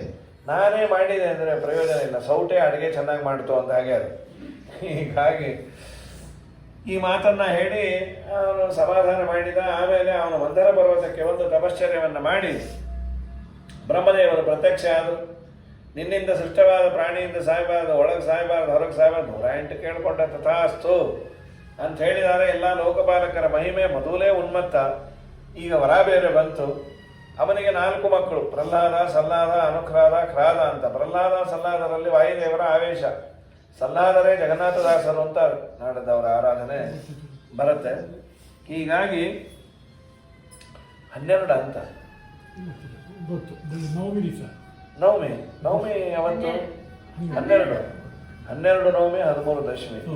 ಯಾಕಂದರೆ ನಾನು ಅಲಂಕಾರಕ್ಕೆ ಹೋಗ್ಕೊಂಡು ನೀವು 9 ಅಂದ್ರಲ್ಲ, ಮತ್ತೆ 12. ಹಾಗಾಗಿ ನವಮಿ ಕರೆಕ್ಟು. ನವಮಿ 9 ಅಲ್ಲ, 12. ಪ್ರಹ್ಲಾದರಾಜರಲ್ಲಿ ವಾಯುದೇವರ ಆವೇಶ ಇತ್ತು. ನೋಡ್ಲಿಕ್ಕೂ ಚೆನ್ನಾಗಿದ್ರು. ಅವರ ದ್ವೇಷ ಮಾಡಿ ನರಸಿಂಹದೇವರಿಂದ ಹಿರಣ್ಯಕಶಿಪು ಸತ್ತ ಅಂದಾಗ ಆ ಕಥೆಯನ್ನು ಹೇಳಿ ಅಂದರು. ಏಕದಾ ಸುರಾಟ್ ಪುತ್ರ ಅಂಕಮಾರೋಪ್ಯ ಪಾಂಡವ ಪಪ್ರತ್ಯಗತ್ಯತಾಮತ್ಸಮನ್ಯಸೆ ಸಾಧು ಯದ್ಭಮಾನ್. ಒಮ್ಮೆ ಪ್ರಹ್ಲಾದರಾಜರು ಅಪ್ಪನ ಹತ್ತಿರ ಬಂದಾಗ ಅವನೇ ಕರೆದು ಮುದ್ದಾಡಿ ತೊಡೆ ಮೇಲೆ ಕೂಡಿಸ್ಕೊಂಡು, ನಿಂಗೆ ಯಾವುದನ್ನ ಒಳ್ಳೇದು ಗೊತ್ತಿದ್ರೆ ಹೇಳು. ಎಲ್ಲರಿಗೂ ಅದೊಂದು ಅಪೇಕ್ಷೆ ಇರುತ್ತೆ. ಮಕ್ಕಳು ಒಂಚೂರು ತೊದಲು ನುಡಿ ಕೆಲಸ ಮೇಲೆ ಏನಾದರೂ ಮಂತ್ರ ಸ್ತೋತ್ರ ಹೇಳಿದ್ರೆ ಅವ್ರವ್ರಿಗೆ ಏನೇನು ಅಪೇಕ್ಷೆಯೋ ಅದು. ಎಷ್ಟು ಆನಂದ ಆಗತ್ತೋ ಆ ತಂದೆ ತಾಯಿಗಂತೂ ಅರ್ಥವಾಗದೇ ಇದ್ರು ಬಾ ಎಷ್ಟೋ ಮುದ್ದಾಗಿ ಹೇಳುತ್ತೋ ಒಳ್ಳೇದು ಒಂದು ಅರ್ಥ ಆಗಲ್ಲ. ಅಂತ ಅಪ್ಪ ಅಂದರೆ ಸುಮ್ಮನೆ ನಿಮ್ಗಿನ್ನ ವಾಸಿ, ನೀವು ಆಡೋದು ಈಗೋ ನಂಗೆ ಅರ್ಥ ಆಗಿಲ್ಲ, ನಿಮ್ಮನ್ನು ಕಟ್ಕೊಂಡಾಗ ನೋಡ್ತಾನೆ ಇದೆ, ಒಂದಾದರೂ ನೆಟ್ಟಾಗಿ ಮಾತಾಡ್ತೀರಾ ಅಂತ ಅವರನ್ನು ಬೈದು ನಮ್ಮ ಮಗು ಆಡೋದು ದೇವ ಭಾಷೆ, ಅದು ದೇವತೆ ಅದು, ಅದಕ್ಕೆ ಅರ್ಥ ಆಗಲ್ಲ ಅಂಥೇಳಿ ಆನಂದಪಟ್ಟು ಅದೇನೋ ಅಂದರೆ ನಾವೇನೋ ಅರ್ಥ ಮಾಡಿಕೊಂಡು ಪ್ರಹ್ಲಾದರಾಜರನ್ನ ಕೇಳಿದಾಗ ತತ್ಸಾಧು ಮನ್ನೇ ಅಸುರವರಿಯ ದೇಹಿನ ಸದಾ ಸಮುದ್ವಿಗ್ನ ನಿಯಾಮ ಸದ್ಗ್ರಹ ಚಿತ್ವಾತ್ಮಪಾತಂ ಗೃಹಮಂಧಗೋಪಂ ಮನಂಗತೋ ಯದ್ಧರಿಮಾಶ್ರಯೇತ. ಅಪ್ಪ, ಜೀವನದಲ್ಲಿ ಮನುಷ್ಯ ಏನಾದರೂ ಸಂತೋಷ ಪಡುವಂಥ ಸಂಗತಿ ಅಂದರೆ ದೇವರ ಬಗ್ಗೆ ತಿಳಿದುಕೊಂಡು ಸಜ್ಜನರ ಸಹವಾಸ ಮಾಡು. ನೀನು ದಯಮಾಡಿ ಮನೆ ಬಿಟ್ಟುಬಿಡು, ಮನೆ ಸರಿ ಇಲ್ಲ ಅಂದ. ಯಾಕೆ? ವಾಸ್ತು ಸರಿ ಇಲ್ವಾ? ಒಳಗಿರೋ ವಸ್ತು ನೀನೇ ನೆಟ್ಟಿಗಿಲ್ಲ ಅಂದ. ತತ್ಸಾಧು ಮನ್ನೆ ವನಂಗತಃ, ವನ ಅಂದ್ರೆ ಸಜ್ಜನರ ಸಹವಾಸ. ಅವ್ನ ಅಕ್ಕಬಿಟ್ಟ, ಗುರುಗಳನ್ನು ನೋಡ್ದ, ಇನ್ನೊಮ್ಮೆ ಮನೆ ಬಿಡು, ಮಠ ಸೇಡ್ಕೊಂಡ, ಅಲ್ಲಿ ಬರೆದು ಬಿಡ್ತೇನೆ ನಿಮ್ಮದು ಅಂದ. ಮತ್ತೆ ಕರ್ಕೊಂಡೋಗಿ ಪ್ರಹ್ಲಾದನ ಕೇಳಿದಾಗ ಅವರಂದ್ರು ಅಯಸ್ಕಾಂತ ಕಬ್ಬಿಣ ಆಕರ್ಷಣೆ ಮಾಡೋದು ಯಾರು ಹೇಳ್ಕೊಡ್ಬೇಕು? ಸಹಜವಾಗಿ ಅದರಲ್ಲಿರೋ ಗುಣ ಅಂದ್ಬಿಟ್ರು. ಇದಾದ ಮೇಲೆ ಅವರಂದ್ರೆ ಏನು ಹೊಡೆದೇನೋ, ದೈತ್ಯ ಚಂದನವನೇ ಜಾತವನ್ ಕಂಟಕ ಧ್ರುವ, ದೈತ್ಯರೆಂಬ ಗಂಧದ ಮಧ್ಯೆ ಮುಳ್ಳು ಹುಟ್ಟಿದಾಗ ಹುಟ್ಟಿದೆ. ಸತ್ಯಧರ್ಮರಂದ್ರೆ ಹಾಗೆ ಅನ್ಬೇಡ್ರಿ, ದೈತ್ಯರೆಂಬ ಮುಳ್ಳು ಮಧ್ಯೆ ಗಂಧ ಹುಟ್ಟಿದಾಗ ಹುಟ್ಟಿದೆ. ದೈತ್ಯ ಕಂಟಕವನೇ ಜಾತೋಯಂ ಚಂದನ ಧ್ರುವ ಅನ್ರಿ. ಆದ ಮೇಲೆ ಪ್ರಹ್ಲಾದರಾಜರನ್ನು ಮತ್ತೆ ಕರ್ಕೊಂಬಂದು 6ನೇ ತಿಂಗಳು ಪ್ರಿಪರೇಟರಿ ಎಕ್ಸಾಮ್. ಪ್ರಹ್ಲಾದ, ಈ ಸರಿ ನಿನ್ನ ಗುರುಗಳು ಏನು ಹೇಳ್ಕೊಟ್ಟಾರ ಅದು ಹೇಳೋದು. ಪ್ರಹ್ಲಾದವಾಚ, ಅವರ ಗುರುಗಳು ಅಂದ್ರೆ ನಾರದರು. ಅವ್ರು ಗರ್ಭ ಸಿಟ್ಟಿಂಗ್ ಅಂತ ಗರ್ಭದಲ್ಲಿದ್ದಾಗೆ ಉಪದೇಶ ಮಾಡಿಬಿಟ್ಟಿದ್ರು. ಬೇಬಿ ಸಿಟ್ಟಿಂಗ್ ಗೀಬಿ ಸಿಟ್ಟಿಂಗ್ ಆಮೇಲೆ ಬಂದದ್ದು. ಶಾಸ್ತ್ರ ತುಂಬ ಮುಂಚೆ ಹೊರಟೋಗಿದೆ. ನೀವು ಗರ್ಭದಲ್ಲಿದ್ದಾಗೆ ನಿಮಗೆ ಹೇಳ್ಬಿಟ್ರಿ ಒಳ್ಳೇದು ಅಂತ, ಆಮೇಲೆ ಕೂಡಲ್ಲ ಮಕ್ಕಳು. ಪ್ರಹ್ಲಾದವಾಚ ಶ್ರವಣಂ ಕೀರ್ತನಂ ವಿಷ್ಣೋ ಸ್ಮರಣಂ ಪಾದ ಸೇವನಂ ಅರ್ಚನಂ ವಂದನಂ ದಾಸ್ಯಂ ಸಖ್ಯಮಾತ್ಮ ನಿವೇದನಂ ಅವನ ಶ್ರವಣ ಮನನ ನಿಧಿಧ್ಯಾಸನ ಆ ವಿಷ್ಣುವಿನ ಭಕ್ತಿ ಮಹಾಪ್ರಸಾದಂಗಳು ಕೈವಲ್ಯ ಪದಕ್ಕೆ ಕಿದನೇಚ್ಚಣಿಕೆಂದು ಭಾವಜ್ಞರು ಬೆಳರು, ವೇದ ಭಾವಜ್ಞರು ಬೆಳರು. ಜೀವಕ್ಕೆ ಜವನ ಬಧೆಗಳನ್ನು ತಪ್ಪಿಸಿ ಪಾವನ ವೈಕುಂಠಪುರದೊಳಗೆಂದೆಂದು ಆವಾಸವ ಮಾಡಿ ಸುಖಿಸಬೇಕಾದರೆ ಸೇವಿಸು ವೈಷ್ಣವರ, ನೀ ಸೇವಿಸು ವೈಷ್ಣವರ. ನಾರಾಯಣನ ನೆನೆ ಮನವೇ ನಾರಾಯಣನ ನೆನೆ. ಈ ಮಾತನ್ನ ಆಡೋ ಕಾಲಕ್ಕೆ ತಳ್ಳಿಟ್ಬಿಟ್ಟ. ಬ್ರಹ್ಮ ಬಂದೋ ಕಿಮೇ ದತ್ತ, ಏನಿದು ನನ್ನ ಮಗ ಇವೆಲ್ಲ ಮಾತಾಡ್ತಾನೆ. ಅವರಂದ್ರು ನಮಗೆ ಇದೊಂದು ಸಿಲೆಬಸ್ ಇದೆ ಅಂತ ಗೊತ್ತಾಗಿದ್ದೆ ಅವನು ಹೇಳದ ಮೇಲೆ. ನಮ್ಮಪ್ಪ ಶ್ರವಣ ಮನನ ಮೋಕ್ಷ ಇದು ಯಾವುದೇ ಹೇಳಲಿಲ್ಲ. ನಮ್ಮಪ್ಪ ಹೇಳ್ಕೊಟ್ಟಿದ್ದೆ ತ್ರಿವರ್ಗ: ಧರ್ಮ, ಅರ್ಥ, ಕಾಮ. ದುಡ್ಡು ಸಂಪಾದನೆ ಮಾಡೋದು ಹೇಗೆ, ಅದನ್ನು ಎಂಜಾಯ್ ಮಾಡೋದು ಹೇಗೆ, ಆ ದುಡ್ಡು ಬರಬೇಕಾದ್ರೆ ಯಾವುದಾದ್ರೂ ಹೋಮ ಮಾಡೋದು ಹೇಗೆ, ಇಷ್ಟೇ ಹೇಳಿದ್ರು. ಮೋಕ್ಷ ಅದಕ್ಕೆ ತಿಲಾಂಜಲಿನೇ ಕೊಟ್ಟುಬಿಟ್ಟ್ಯಾ. ನಮಗೆ ಗೊತ್ತಿಲ್ಲ, ನಿಮ್ಮ ಮಗನ್ನೇ ಕೇಳೋದು. ಪ್ರಹ್ಲಾದ ಇಲ್ಲಿ ಯಾರು ಹೇಳ್ಕೊಟ್ರು ನಿಂಗೆ ಇದೆಲ್ಲ? ಪ್ರಹ್ಲಾದರಾಜರಂದ್ರು ನಿಮಗೆಲ್ಲ ಹೇಳೋದು ತಿಳಿಯಲ್ಲ ಬಿಡ್ರಿ. ಏನೋ ಅಷ್ಟು ಉದ್ದಟತನ ಯಾಕೆ ತಿಳಿಯಲ್ಲ? ನೋಡ್ರಿ, ದೇವರ ಬಗ್ಗೆ ತಿಳಿಬೇಕಾದ್ರೆ ವೈರಾಗ್ಯ ಬೇಕು. ಅದು ನಿಮಗಿಲ್ಲ ಅಂದ್ರು. ನಮಗಿಲ್ಲ ಅಂತ ನಿಂಗೆ ಗೊತ್ತಾಯ್ತು? ನೀವೆಲ್ಲ ಹರಟೆ ಜಾಸ್ತಿ ಅಂತಾರೆ. ಇವೆಲ್ಲ ನಾವೇ ಟಾರ್ಗೆಟು, ಅವ್ರಿಗಲ್ಲ. ಯಾಕೆ ದೇವರ ಬಗ್ಗೆ ತಲೆಯಲ್ಲಿ ಉಳಿಯಲ್ಲ ಅಂದ್ರೆ ಹರಟೆ ಜಾಸ್ತಿ ಅಂತ. ಯಾವ ಹರಟೆ? ಬರೀ ತಿನ್ನೋದು, ಉಣ್ಣೋದು, ಉಡೋದು, ತೊಳೋದು ಇಂಥವೇ ನಾವು ಮಾತಾಡ್ತಾ ಇರ್ತೀವಿಲ್ಲ. ಹೆಚ್ಚಾಗಿ ದೇವರ ಬಗ್ಗೆ ಎಲ್ಲಿ ಮಾತಾಡ್ತೀವಿ? ಎಲ್ಲ ಎಕ್ಸಾಮ್ ಈಗೊಂಚೂರು ವಾಸಿ. ಆ ಸೌರಭ ಅನ್ನೋ ಇದು ಬಂದು ದಾಸ ಸಾಹಿತ್ಯದ್ದು ತುಂಬ ಜನ ಏನೋ ಒಂದು ಉಂಡಿಗೆ ಮಣ್ಣಿಗೆ ಸಂಡಿಗೆ ಗುಂಡಿಗೆ ನೋಡ್ತಾ ಇರ್ತಾರೆ. ಒಳ್ಳೆ ಕೆಲಸ ಅದು. PhD ವರೆಗೂ ಹೋಗಿದ್ದಾರೆ ಅನೇಕ ಜನ. ಒಂದು ಮನುಷ್ಯನಿಗೆ ಎಂಗೇಜ್ಮೆಂಟ್ ಇದ್ದರೆ, ಮನಸ್ಸಿಗೆ ಎಂಗೇಜ್ಮೆಂಟ್ ಬೇಕು ಇದ್ರೆ ಬೇಕಾದಷ್ಟು ಕೆಲಸ ಮಾಡ್ತಾರೆ. ಏನಿಲ್ಲ ಅಂದರೆ ನಿಂತು ನೀರಾಗಬಾರ್ದು. ಅದು ಒಳ್ಳೆಯದಾಗಿದೆ. ಅಂತೂ ಪ್ರಕೃತದಲ್ಲಿ ನಿಮಗೆ ಹರಟೆ ಜಾಸ್ತಿ. ಬರೀ ತಿನ್ನೋದು ಉಣ್ಣೋದು. ಸಾಮಾನ್ಯವಾಗಿ ತಿನ್ನೋ ಉಣ್ಣೋದ್ರ ಹರಟೆ ಅಂತೂ ಮುಗಿಯೋದೇ ಇಲ್ಲ. ಅದು ಏನು ಮಾಡಿದ್ರಿ ಕೃಷ್ಣಾಷ್ಟಮಿಗೆ?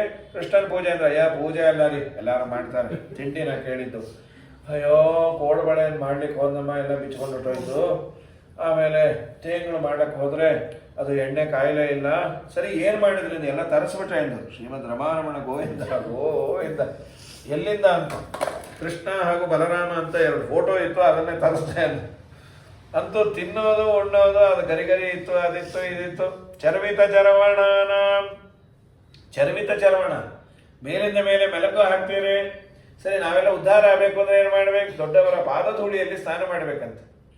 ಗಂಗೆ ಮೆಂದರೆ ಮನವು ಹಿಂಗಿತಲ್ಲದೆ ರಂಗನೊಲಿಯನು ಭಕ್ತರ ಸಂಘ ದೊರಕದೆ. ದೊಡ್ಡ ಸ್ನಾನ ಅಂತ.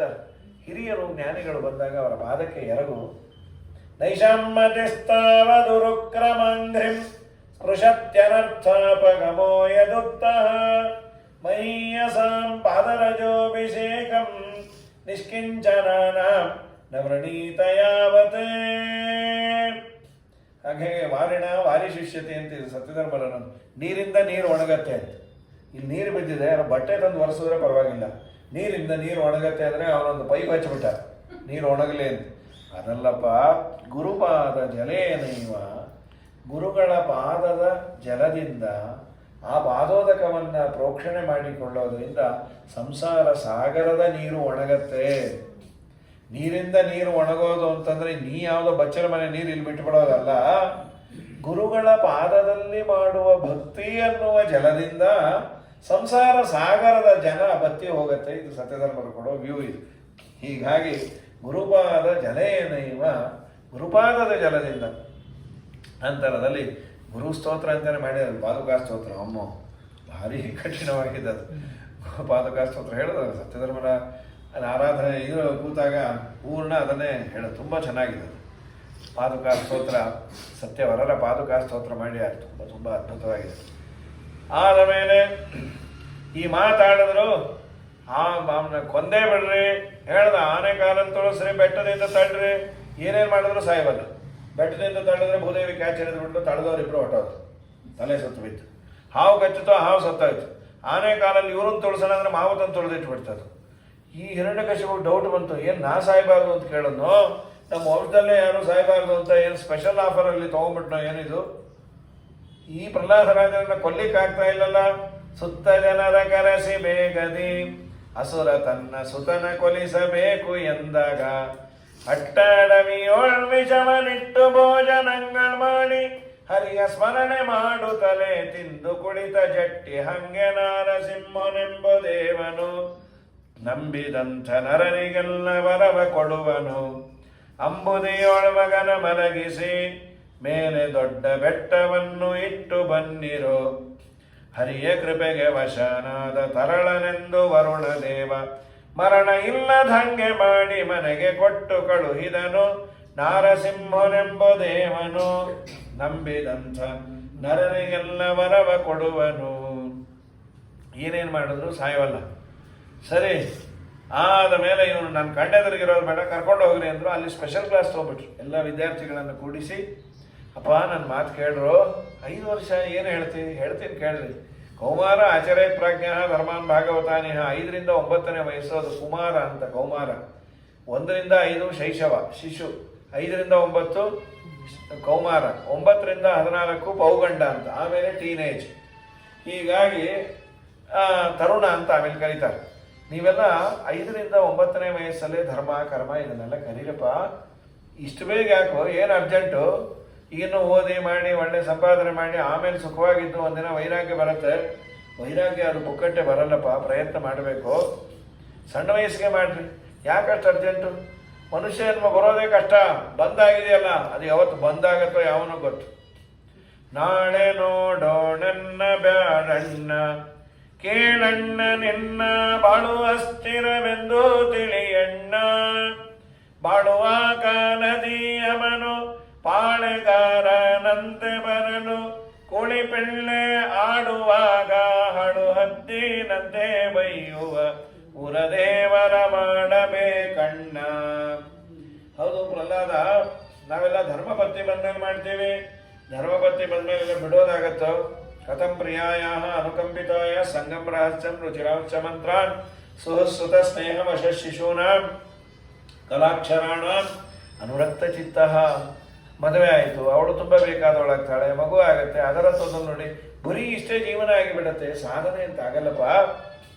ಸಾಧನೆಯನ್ನು ಮಾಡಿಕೊಳ್ಳಿ ಅಂತ ಹೇಳಿ ನಾವೆಲ್ಲ ಅಸುರರ ಮಕ್ಕಳು. ಮತ್ತೆ ಏನು ಇದೆಲ್ಲ ಹೇಳ್ತಾ ಇದೇನವ, ರಿಯಲ್ಲೋ ಬಂಡಲ್ಲೋ ಅಂದರು. ರಿಯಲ್ಲಪ್ಪ, ರೀಲ್ ಅಲ್ಲ ಇದು. ನಿಂಗೆ ಯಾರು ಹೇಳಿದ್ರು? ತಾಯಿಯ ಗರ್ಭದಲ್ಲಿದ್ದಾಗೆ ನಾರದ ಮಾಡಿದ್ದು ತುಂಬ ಚೆನ್ನಾಗಿದೆ. ನಾವೆಲ್ಲ ದೇವರ ಆರಾಧನೆ ಮಾಡ್ಬೋದಾ? ಮಾಡ್ಬೋದು. ನಮ್ಮ ದೇವರಿಗೆ ಜಾತಿ ಮುಖ್ಯ, ನೀತಿ ಮುಖ್ಯ ಅಂತ ಹೇಳಿ ಸರಿ ನಾವೆಲ್ಲ ಹರಿಯ ಭಜನೆ ಮಾಡ್ತೀವಿ ಅಂತ ಮಾಡಿದ್ರು. ಚಂಡಾಮರ್ಕರಿಗೆ ಎದೆ ಹೊಡೆಯಿತು. ಇವನೊಬ್ಬ ಹಾಳಾಗಿದ್ದ, ಇಡೀ ಸ್ಕೂಲೇ ಹಾಳು ಮಾಡ್ದ ಅಂತ ಹೇಳ್ಕೊಂಬಂದ್ರು. ಹಿರಣ್ಯಕಶ್ಯಪು, ನೀನು ಸಾಕು, ನಿನ್ನ ಮಗನ ಸಾವಾಸೂ ಸಾಕು. ಅವನಂದ, ಪಾಪಿ, ನಾನು ಕೋಪ ಮಾಡಿಕೊಂಡ್ರೆ 3 ಲೋಕ ನಡಗತ್ತೆ, ನಿಂಗೆ ಯಾರು ಬಲ? ಈ ಮಕ್ಕಳು ಬಾಯಿ ಬಂದಿದ್ದು ಮಾತಾಡ ಅಪ್ಪಂಗೆ ಹುಡ್ಕೋದು, ಏನು ಮಾಡೋದು? ನಮ್ಮ ಮಕ್ಕಳೇ ಹೊಡೆಯಾಗಿಲ್ಲ ಬಿಡೋದು, ಬಾಯಿ ಬಂದಿದ್ದು ಮಾತಾಡ್ತಾನೆ ನೋಡು. ನೀನಾಡಿದ್ದು ಅನ್ನೋ ಏನು ಸಾಯ್ಬೇಕು. ನಾವು ಆಡೋ ಪ್ರಸಂಗ ಇತ್ತು, ನಮಗೂ ಆಡಕ್ಕೆ ಬಾಯಿ ಇದೆ ಅನ್ನತ್ತ. ಸರಿ, ಎಲ್ಲಿದ್ದಾನೆ? ಸೋಹಮ್ಮಿ ಕತ್ತ ಮಾನಸ್ಯ, ನಿನ್ನ ದೇವರನ್ನ ತೋರಿಸು. ಎನ್ನ ದೇವರಿಲ್ಲದಂತ ಎಡೆಗಡುಂಟೆ ಲೋಕದೊಳು, ಈ ಕಂಬದಲ್ಲೂ ಇರುವನೆಂದು. ಅಂದ ಕಂಬದಲ್ಲಿದ್ದಾನ, ಓ ಇದಾನೆ ಅನ್ನೋ ಕಾಲಕ್ಕೆ ಒಂದು ಕಾಯಿ ಹೊಡಿತೀರಾ? ಕಾಯಿ ಇದನ್ನೇ ಹೊಡೆದ್ಬಿಟ್ಟು ಪರವಾಗಿಲ್ಲ, ಏನು ತೊಂದರೆ ಇಲ್ಲ. ಈ ಕಂಬದಲ್ಲೇ ಇದ್ದಾನೆ. ಆವಾಗ ಜೋರಾಗಿ, ನಾನು ನಿನ್ನ ತಲೆಯನ್ನ ಕತ್ತರಿಸ್ತೇನೆ, ನಿನ್ನ ದೇವರು ಇದ್ರೆ ಬೇಕಾದ್ರೆ ರಕ್ಷಣೆ ಮಾಡ್ಕೊಳ್ಳಿ. ಸೋಹಮ್ಮಿ ಕತ್ತ ಮಾನಸ್ಯ ಶಿರಕ್ಕಾಯ ಧರಾಮಿತೆ ಅನ್ನೋ ಕಾಲಕ್ಕೆ ಸತ್ಯಂ ವಿಧಾತುಂ ನಿಜ ಭೃತ್ಯ ಭಾಜಿತಂ ಶಾಪ್ತಿಂಚ ಭೂದೇಶ್ಯ ಕಿರೇಶು ಚಾತ್ಮನಃ ಅದೃಶ್ಯತಾತ್ಯದ್ಭುತ ರೂಪ ಮುದ್ವಹಂ ಸಂವೇದಭಾಯಂ ನ ಮೃಗಂ ನ ಮಾನುಷಂ. ಕಡುಬಾಧೆ ಬಡಿಸಿ ನಿನ್ನೊಡೆಯ ನೆಲ್ಲಿಹನೆಂದು ನುಡಿಯೇ ಎಂದು ನುಡಿಯೇ. ಅದೇ ಇದೆಯಲ್ಲ ಪಾತ್ರೆ.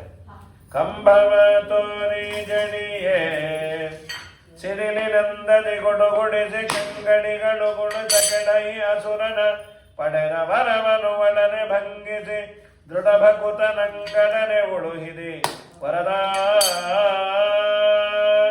ಕಂಚಿ ವರದ ವರದಾನಿ ಪೊರೆ ಎಂದು ಮೊರೆಯಿಡನ ಕ್ಷಣ ಬಂದು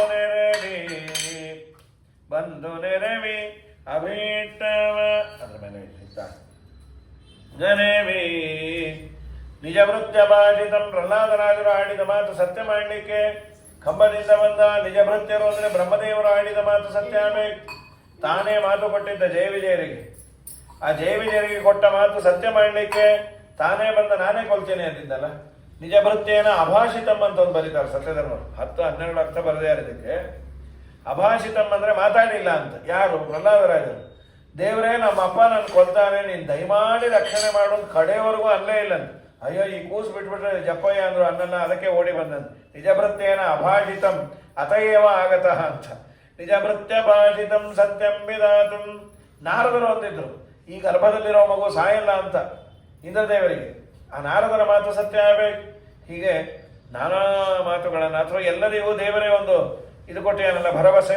ಯದಾ ಯದಾ ಹಿ ಧರ್ಮಸ್ಯ ಗ್ಲಾನಿರ್ಭವತಿ ಭಾರತ ಅಭ್ಯುತ್ಥಾನಮ ಧರ್ಮಸ್ಯ ತದ ಆತ್ಮಾನಂ ಸಜಾಮ್ಯಹಂ. ಆ ಮಾತು ಸತ್ಯ ಆಗಲಿಕ್ಕೆ ಕಂಬದಿಂದ ಬಂದಂತೆ. ಇನ್ನೂ ಒಂದು ಮಾತಂತಾರೆ, ದೇವರಿಗೆ ಜ್ಞಾನಾನಂದಾತ್ಮಕವಾದ ದೇಹ ನಮ್ಮ ನಿಮ್ಮಂತೆ ತಂದೆ ತಾಯಿ ಅನಿವಾರ್ಯತೆ ಇಲ್ಲ.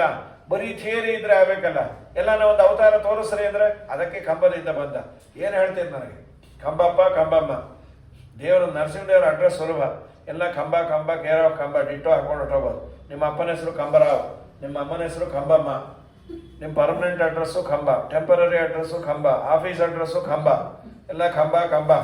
ಹೀಗಾಗಿ ನಮ್ಮ ದೇವರು ಅದಕ್ಕೆ ವಾದರಾಜರು ಸ್ತಂಭಾರ್ಭ ಕಾಸಹನ ಡಿಂಬಾಯ ದತ್ತವರ ಗಂಭೀರ ನಾದದರೆ ಅಂಬೋಧಿ ಜಾನುಸರಣ ಅಂಬೋಜ ಭೂಪವನ ಕುಂಭೀರ ಶೇಷ ಖಗರ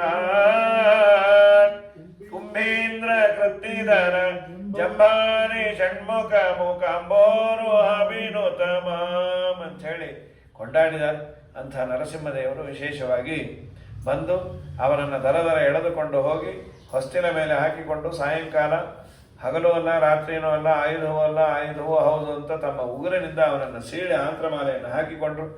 ಯಾವ ದೇವತೆಗಳು ಸ್ತೋತ್ರ ಮಾಡಿದರೂ ಕೋಪ ಕಮ್ಮಿ ಮಾಡಿಕೊಂಡಿಲ್ಲ ದೇವರು. ಕೋಪ ಬಂದೇ ಇಲ್ಲ, ನಾಟಕ ಅದು. ಪ್ರಹ್ಲಾದರಾಜರನ್ನೇ ಕೊಟ್ಟು ಕಳಿಸಿದಾಗ ಅದ್ಭುತವಾದ ಸ್ತೋತ್ರ ಮಾಡಿ ನರಸಿಂಹದೇವರ ಅನುಗ್ರಹವನ್ನು ಸಂಪಾದನೆ ಮಾಡಿದರು. ನಾಳೆ ದಿವಸ ಮುಂದಿನ ಭಾಗ ನೋಡು. ಹರಯೇ ನಮಃ. ಶ್ರೀಕೃಷ್ಣ ಪ್ರಣಮಸ್ತು. ನಿಮ್ಮದು ನರಸಿಂಹದೇವರೇನ ಕುಲದೇವರು? ಅವ್ರದ್ದು ನರಸಿಂಹದೇವರು ಅಂತ. ಯಾಕೆಂದ್ರೆ ಅಲ್ಲಿ ಸತ್ಯಬೋಧರ ಹತ್ರ ಅವರೇ ಪ್ರತಿಷ್ಠಾಪನೆ ಮಾಡಿದ್ದು ಕೆಳಗಿರೋದು. ಸತ್ಯಧರ್ಮರು ಇದು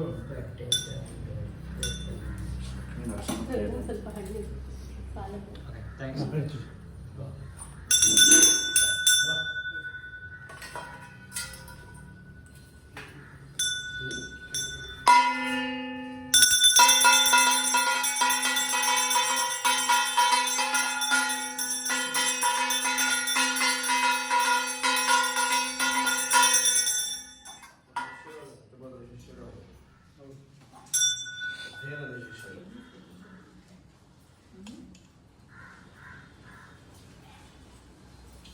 ನಾಳೆ 9ಕ್ಕೆ ಬರ್ತೇನೆ.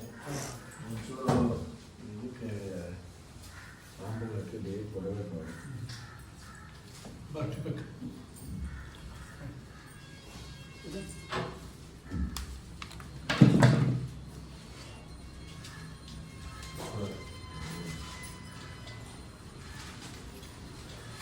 ನಾರಾಯಣ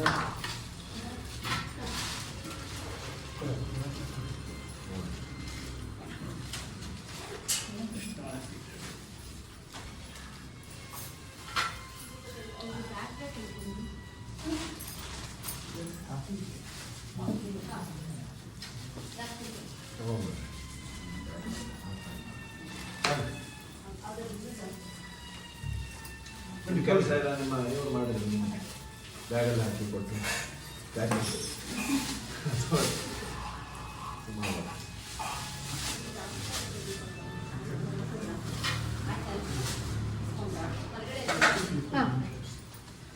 ಮಗಳಾಗ್ತೀರಾ ತಗೊಂಡಲ್ಲ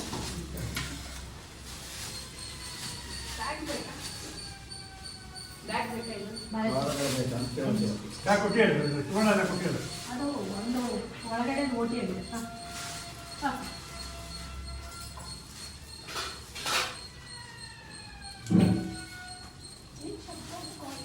ಎಲ್ಲ ಬಿಲ್ಡಿಂಗ್ ಕಟ್ತಾ ಇರ್ತಾರೆ, ಟೈಲ್ಸ್ ಹೊಡೆಯೋರು.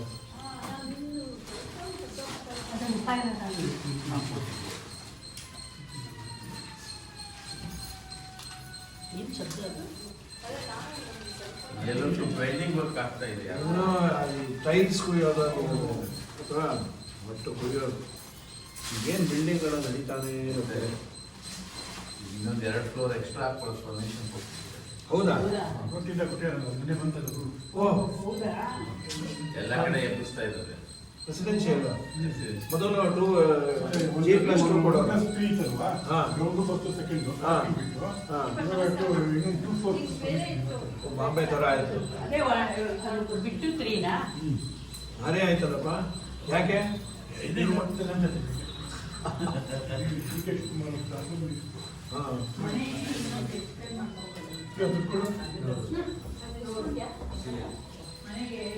ಇನ್ನ 2 ಫ್ಲೋರ್ ಹಾಕೋಬೋದಂತ್ರೆ. ಅವ್ರೇನು PWD ಅವ್ರಿಗೆ ಗೊತ್ತು. ಏನಾಗ್ತಾರೆ ಅದು ನಿಮಗೆ ರೂಲ್ಸ್ ಮಾಡೋರೆ ನೀವು. DK ಶಿವಕುಮಾರ್ ಏನು ಮಾಡಿ ಅಂತಲ್ಲ, ಹೇಳುತ್ತೆ. 2 ಫ್ಲೋರ್ ಹಾಕೋಬಹುದು. ಹೌದಾ? ನಿನ್ನೆ ಬಂದಿ ಅಂತ.